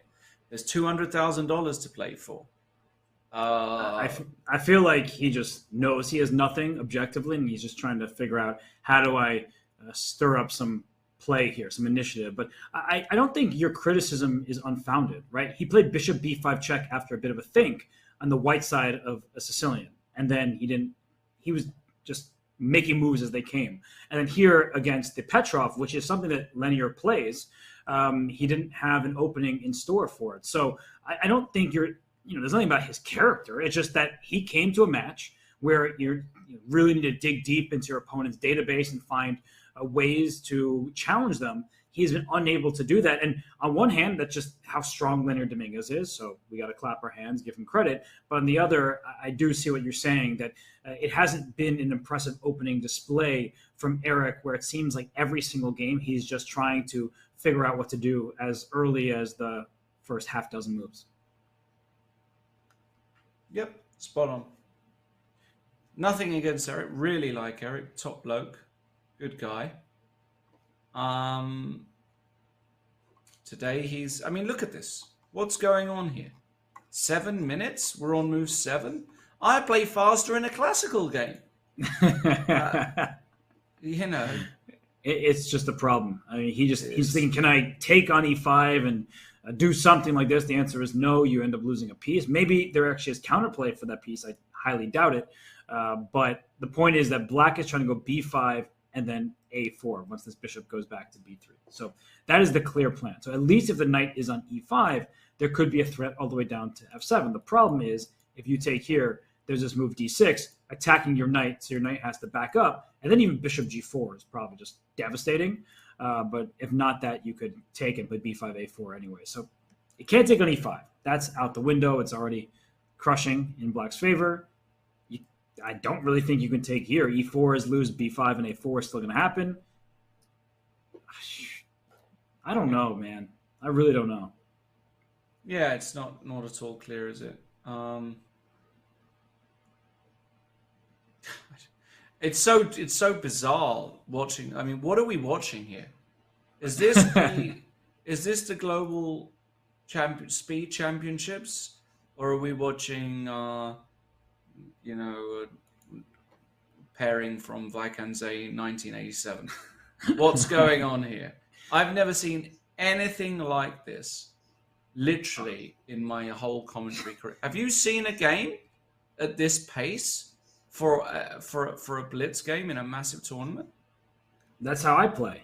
I play where that's why you're sitting here with me. No, exactly, right? I play and I have 2 seconds left and my opponent has 6 minutes. But, I mean, you're down now 7+ minutes. You don't really know what to do. Your opponent clearly does by playing moves like c6 and a5. And now you're not going to have time to convert an advantage if you ever get one. So it's very strange. I think that Eric would be the first to admit that this game has really gone awry from move 6. But I don't think I've ever seen something like this, at least not in recent memory. Maybe, he's just... he went out last night, had a few too many ciders, and can't think. That's also a possibility. But, well. Okay, and he plays bishop b3 after... Bishop. Does that say 6.5 minutes? I mean, that's just completely insane. He's at 6.5 minutes in that move. Like, that's way... You could even just take on f3, play d6, play the calmest chess you want. Not a huge risk. Now, he plays d6 first. So Lenier knows what's up. I mean, this is very clear to me. Knight takes d4 is now possible. And if knight e2, the point is that if you play a4 and b5, the bishop gets to run to d3. So the bishop escapes. And we just saw, am I seeing this right? Knight g5? Yeah. It's no bother, though. It's just like a bluff, like knight takes b3. Like, Eric is playing the most bizarre chess I've legit ever seen. It's just nothing makes sense here. Knight takes b3 is not even forced, but it's probably best. Knight b3, a b3, h6, knight f3, any move, bishop e7, 2 bishops, and perfectly fine position, no advantage. In fact, if you look at the eval bar, you can see it's massively in black's favor already after 8 moves in a bishop e5, 4 knights. Not ideal, if you're Eric, not ideal. And Eric actually just, if you were looking there, just went off screen and shaked his head. Something is wrong with Eric today. I don't know what it is, but he is not himself. Yeah, I am concerned for him. But I will say that playing knight g5, trying to play f4, that is what you need to do. And when you're in a must-win situation, you might as well lose. Draw doesn't help your cause. Great, you lost 2.5, 1.5. That's no different than losing 3-1. And Eric knows that, and that's why he's making moves like knight to g5. But look at Lenier. The guy has been ultra-focused. He and I were messaging the other day after I congratulated him on his first-round win. He was saying that he is taking this event very, very seriously, and it shows. I mean, the types of positions he's had. And we had been somewhat critical at moments about Lenier's ability to maximize his position. And he's going to be the most critical of himself. But at the end of the day, as you have made very clear, he has not had a single worse position, not one, throughout these 4 games. And right now he's much better with black on move 8. you couldn't ask for more. And I think he just sneezed, so he's sneezing on the truth. But we'll see if he can regroup now and figure out what to do. Does he take on b3?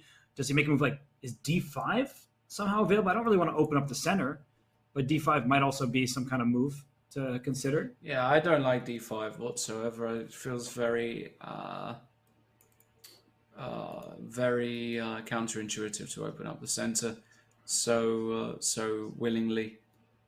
You either play knight e6 or you take on b3 and you go h6. I mean, the only reason I even thought of d5 is the fact that he hasn't moved. Like knight takes b3 seems very straightforward, and knight e6. Yeah. Like, why would you go that way when you can just take the piece that's attacking you? No, sure. Again, the pace of this game is so insane to me. I don't get any of it.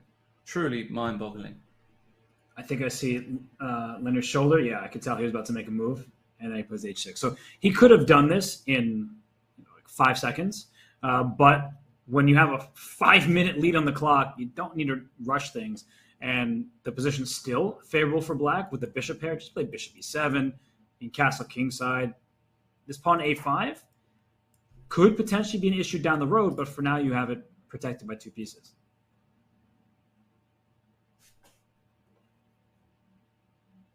Eric does not look happy, Lawrence. He looks like he doesn't want to be here right now. I don't get it, though, because it's such a big tournament. It's so bizarre to me. Like, even just winning this is worth thousands of dollars in EV. Not just what you win for winning this match, it's the next match after and potential earnings. It's really weird. But at least he's got a position and he's going to go d4 next and, you know, he can carry on. Right. Hardly winning for white, but, you know, at least he can fight on. And Leonard about to make a move, it seems, and he's probably just going to play something calm. He doesn't need to do anything drastic. He could play bishop g4 and go for this knight. He does just that. So h3, and will he take here and say we have the same pieces? I mean, bishop h5, g4, that starts to give Eric some chances, right? Like, yes. At least that's a dynamic position. Hated bishop g4. I mean, it just looks... I'm going to be getting absolutely smashed in chat saying, how can you be disagreeing with all these grandmaster moves? Just because they're grandmasters doesn't mean they don't make bad moves. And also the engine bar is agreeing a lot of the time. I mean, who plays bishop? Really? Is he sacking? Is it like an immediate draw there? I don't think it's an immediate draw at all, is it? King g2? Let's see. G4, how bad is it? Ooh, slightly better for black. I mean, I'm taking that. I don't know. Let's see what happens. Okay. All right. King g2. It says black is slightly preferred. Okay. But I don't know why. How? I would probably play queen f6. Queen f6, d3, and if queen g6, knight h4. So maybe queen f6, d3, bishop e7. Well, it's a moot point because he played d3 first. But something like this, that does start to feel a little bit uncomfortable, right? Like d3, if you make this move, then h5, and maybe I could just throw my pawn forward. Really? So simple, huh? How are you getting out of this pin? It's everlasting. Queen e2, queen e3, but maybe it's a bit... then h4, h3 is... That is true, actually. That's going to win. But that's why Eric went d3 first, and Leonard plays the calm bishop to e7. And I still don't like g4 for many different reasons, but I feel like the sack is available because then black will castle and play f5. So it's a good way to lose the game versus getting a chance to play for a win at some point. Really, though? Okay, king h1. Okay. Now he wants to go g4 in some position because there's a rook g1 available. So I'm playing queen d7. I'm stopping g4 in its tracks. Yeah, I like queen d7. Although maybe then the a5 pawn becomes a target with b4. Yeah, but bishop d8. Yeah, it's actually a really clever move. After b4, playing bishop d8 just to defend this pawn, and you want to open up the position for your bishops. So that looks like a very reasonable plan. So look at the clock, Lawrence. It's a 3-minute lead for Lenier, but the trajectory of the game, the evaluation is still the evaluation, but it feels like Eric is suddenly getting more chances. A rook g1, a pawn g4. He can think about different ways to obtain an initiative. I really didn't like bishop g4. Reminded me of the famous game. Capablanca Marshall. I thought you were going to say that, but I'm going to go 13? I don't have the exact date. Danya would know that off the top of his head, but I'm not as... Danya would know that. I should know that, but I don't. Knight d7. Reminds me of that. Knight e2. Basically, bishop g4 very early in these structures almost always doesn't work. I mean, it has to be very concrete. And now this knight e2 is a precise idea borrowed from that Capablanca Marshall game. Not really borrowed from that game, but we saw it there first, where the bishop now gets hit with tempo, and then you land a knight on f5 and you play g4. This is starting to be more and more appealing. So if you take, the thing is, the g file is open, and if we just put it here, white's trying to go f4 in addition to rook g1. And if you play g5, then you were saying the knight gets into f5. That's not fun. So d4 as well can help open up the center. So Lenier is going to think, do I actually want to take this knight on f3? Should I just castle and after g4 just bring my bishop back? But with the knight coming to g3, I am seeing more opportunity, even if I don't think that black is any worse. Yeah, I agree. And Lenier, again, just not really like...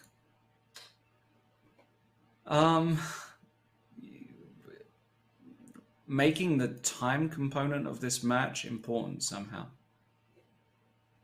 I feel like he could have really piled the pressure on. Like Maxime Vachier-Lagrave was doing. I know he lost the match to Sam Sevian, but there were moments in that match where he was just playing with lightning speed. And look at Lenier. Goes bishop g5 here. You could play f4. We'll trade more pieces. That's okay with him.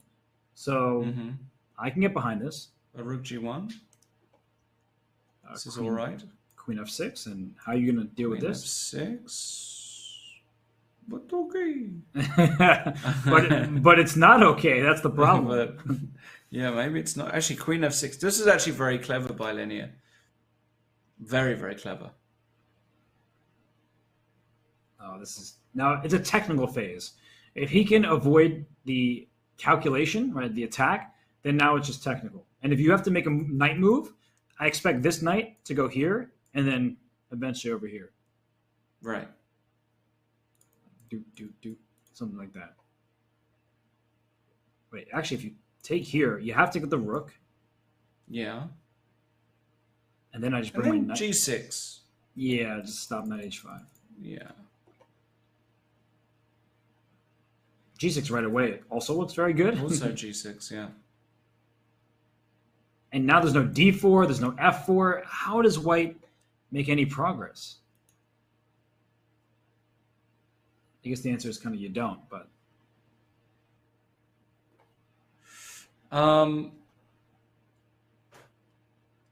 Sub me in, coach. No, I'm staying on the bench. Eric has unbalanced the position, says GM Naroditsky, Danya in chat. What's up, Danya? Great to have you here. Hope you're enjoying your day off and you don't have an overflowing toilet. So this knight is just, it's going into the action. That's what's happening. It's a big problem for Eric.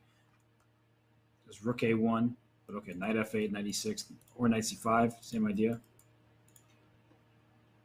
I mean, he's unbalanced the position, Danya, but at what cost? I mean, this looks gross for white. The evaluation bar agrees. Structurally, you're doing poorly. You've got no attack.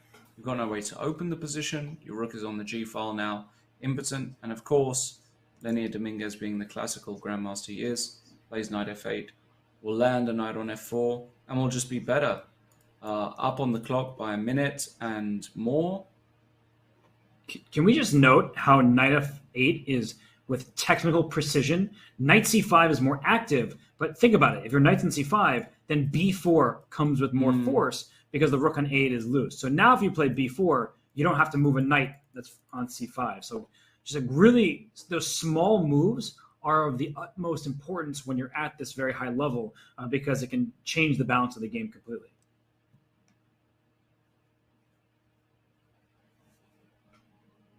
And yeah, and Eric, I mean, head in hands.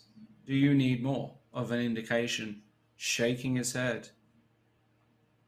Honestly, I've watched tons of Eric play chess. I've never seen him play this poorly in a match.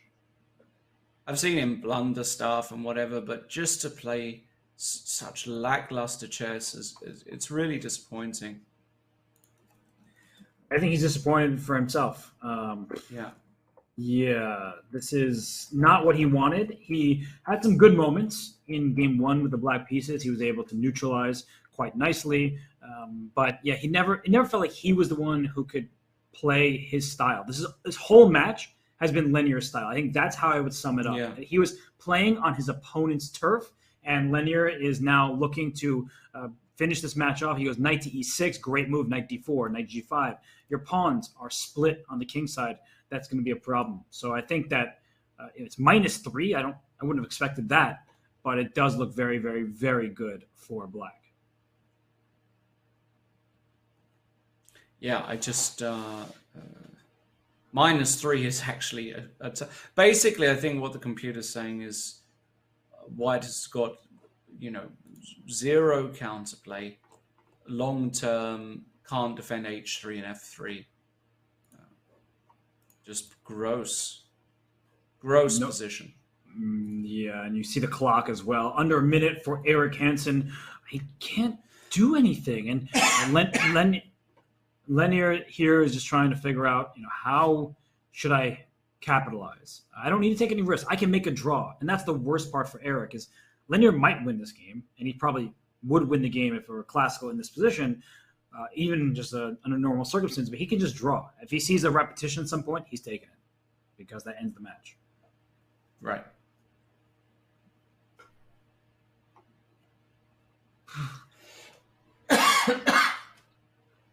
You good there, Lawrence? I'm all right. I'm just making sure, man. I'm choking like Eric. Oh my sorry. god! Sorry. Oh my too goodness! Soon. Goodness, Wow. I'm gonna get some heat for that one. Wow. Oh yeah, people are just going bro, to. They're gonna go off. Yeah, they're you gonna are. go off. You're. Look, I love Eric. He's like, we chat, we talk about NFL and basketball, and I love hanging out with the guy. I have a great time with it. He's a super cool dude. And I would expect the same treatment if he was commentating on my games. That's all I will say. Okay, I think that's fair. I think the chat is still going to absolutely roast you. So I don't. Luckily, I'm not watching, but yeah, you can let me know. No, that would never be me reading the chat. I just know how they're going to react. They're going to be very mad at you. So they're going to give you the Kemi Mutombo finger wag. All right, so h5, h4 looks good to me. You can always castle if you want, but Lenier getting down to a minute 40. He's obviously doing very well, but we were talking about Ivanchuk, Lenier earlier in this match. Time trouble is not his friend. Knight to f1 is a sad move to play. Knight f4 just... he wants to go knight f4, knight e3, and after h4, knight g4 or something like that. I get that square. Yeah, this is very sad. And the problem is, look at this knight on e3. Can't go to c4, can go d5. You can technically go to f5 because the pawn is pinned. Yeah, so you play king h7 here. Exactly. Yeah, you just play king h7. No squares for this knight on e3. Gosh, this is a miserable position. But 1 minute for Dominguez. I'm serious. Eric has chances. His position is terrible, but Lenier is down under a minute on the clock. Wouldn't it be poetic if what's the word? Unjinxed Eric, if I can say that. Okay. I mean, he can find something here. I mean, he's got the sort of position to maybe, knight g2, but that's not ideal. Knight f4 is zero risk. Why is Lenier taking so long? Why am I not seeing anything today? He might be like playing this for a win, realizing the best moves will just make his life easier. And Eric keeping the position closed, he wants to go for Lenier's time. But Lenier just goes for the center. I mean, this is clinical display from Dominguez.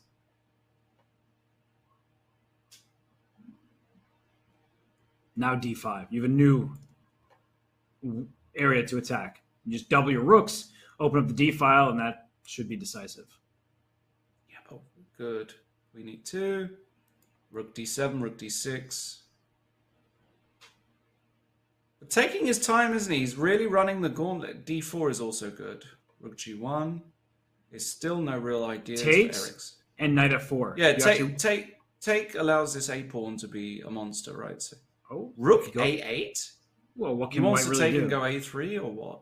Something like that, sure. Or A3 right away. The Knight is going to be on D4 if you take it ever. So A3 for sure. This is the move. And he plays it quickly. Here comes the Rook. The Knight will land on D4. No, this is disaster. C4, A2, surely. Lenier down to 15 seconds. I know Eric is 9.5, but Lenier, got to be careful. No, I mean, Eric is a much better bullet player, so this is going to be very interesting. Lenier's actually quite good at online blitz, but I'm not sure a bullet down to under 10 seconds. Come you on, got to move Lenier. H4. Watch out for Rook G4. Because Queen takes F3. Queen F3. Queen F3, Huge Rook moment H4, there. check King G7. That was a really smart and great decision by Eric to go King H2. 7 seconds for Lenier. He's not moving. He's got to go. 3 seconds. And he makes an inaccurate move, but still better for black. CB, Knight H4, Knight F4. Now you go back to Cuban street hustling blitz days. He obviously has like Knight takes E5 is kind of a threat. He can take it right now. Oh my gosh. Ooh. But this is still good for black, no? Like for a draw, Rook A8, Rook A4 and stuff. Like black just doesn't lose here. So D4 is hanging, but Rook C8, Rook C2. C8 is good. Oh boy, this is actually just over. Rook C2, yeah, it's just over. Oh yeah. I think as Lenier is very fortunate that Eric needed a win because this was getting out of hand. But Lenier Dominguez, he wins the 4th and final game. It wasn't without excitement, with nerves on his end, I'm sure. But he moves on to the round of 16, where he awaits the winner of Hikaru Nakamura and David Navarra. So, Lawrence, they gave us a show in the end. I mean, it was a very slow-moving show at first, kind of like one of those musicals you go to where before the first intermission, nothing at all happens and everything happens in the second half. But Lenier Dominguez, I think you would agree, based on what you've said throughout the show, he deserved to move on. No doubt about it. I mean, Eric didn't turn up today. It's just not the Eric Hansen I know at all. His openings were off. He's invested enormous time. He had 7 minutes left after 7 moves in the last game. He didn't have a better position all match. And Eric Hansen is a class player, a very, very underrated player in many aspects, in my opinion. And somebody I know and somebody who I want to do very well, but you've got to call it how it is. And everybody's saying,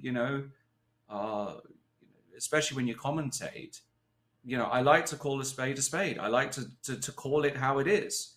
And today, Eric Hansen was well below par, and below that, in fact, it was one of the worst outings I've ever seen him in a match situation.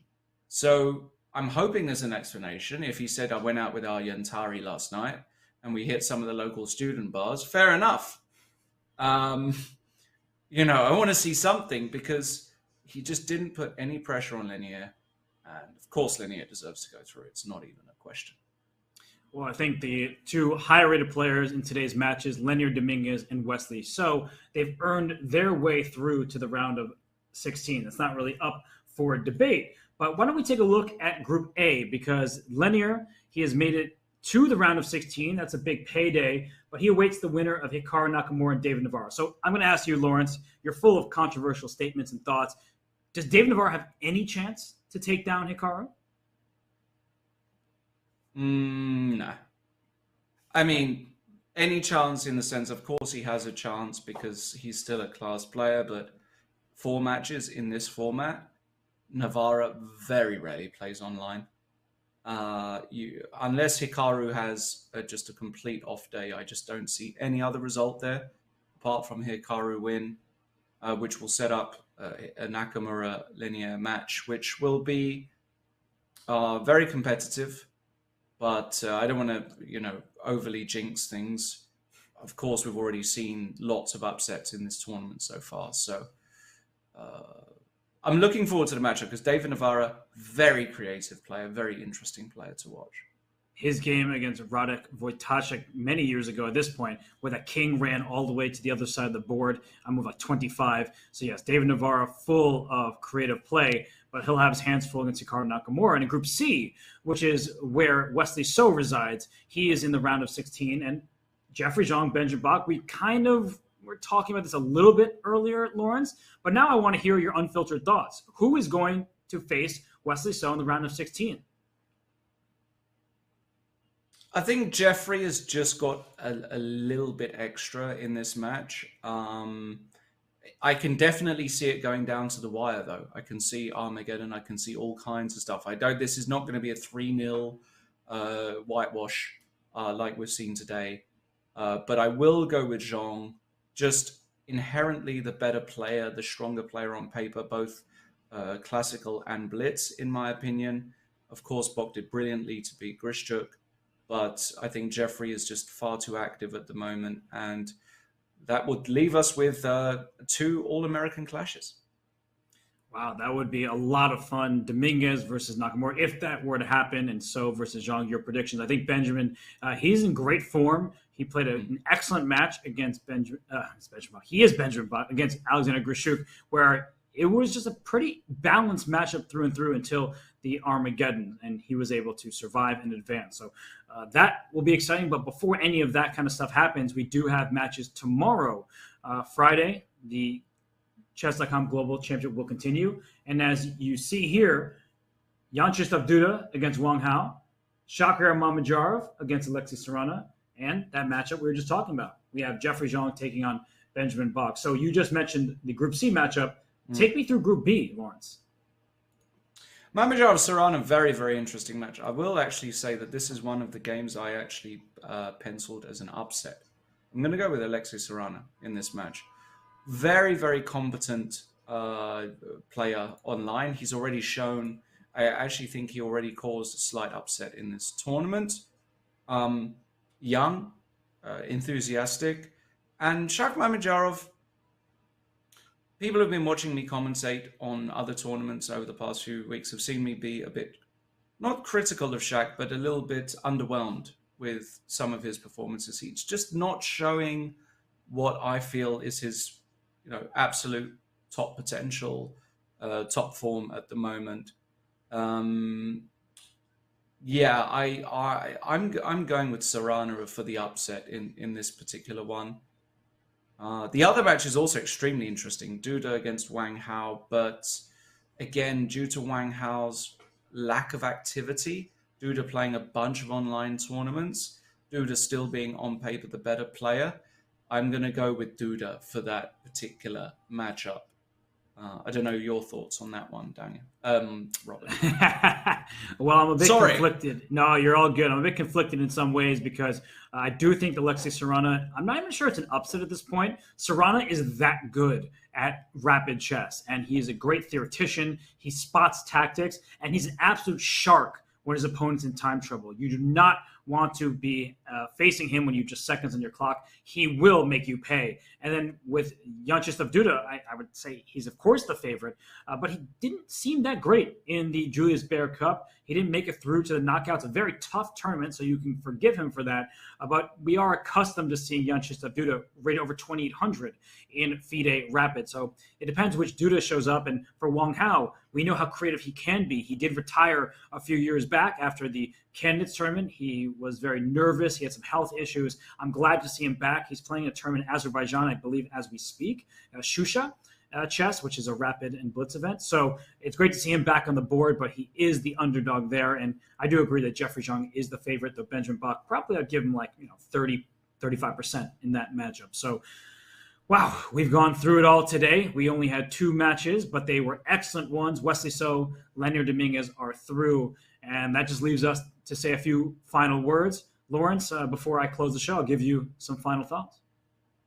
Yeah, I mean, it's in many ways, I have to say, been a disappointing day. Disappointing in the sense that Ivanchuk he showed his chess understanding, he showed his class, but didn't adapt to the time situation. Lost all games on time today, by the way, should be noted. And as I'm sure already, I'm being lambasted about by the viewers and the Chess Bra crowd. Eric Hansen, poor performance today. Gotta call it how it is. This is nothing against Eric's character. Great guy, great for chess. But today, in this tournament, he was pitiful. And Dominguez deservedly went through. So I think we could have seen more from Eric, especially. For him not to even have a position where he even slightly pressed, for me, is, the biggest disappointment of the day. With Vasil Ivanchuk, it was more a case of you could feel that he hasn't got that experience playing online, adjusting to the time situation, and even making adjustments within the match.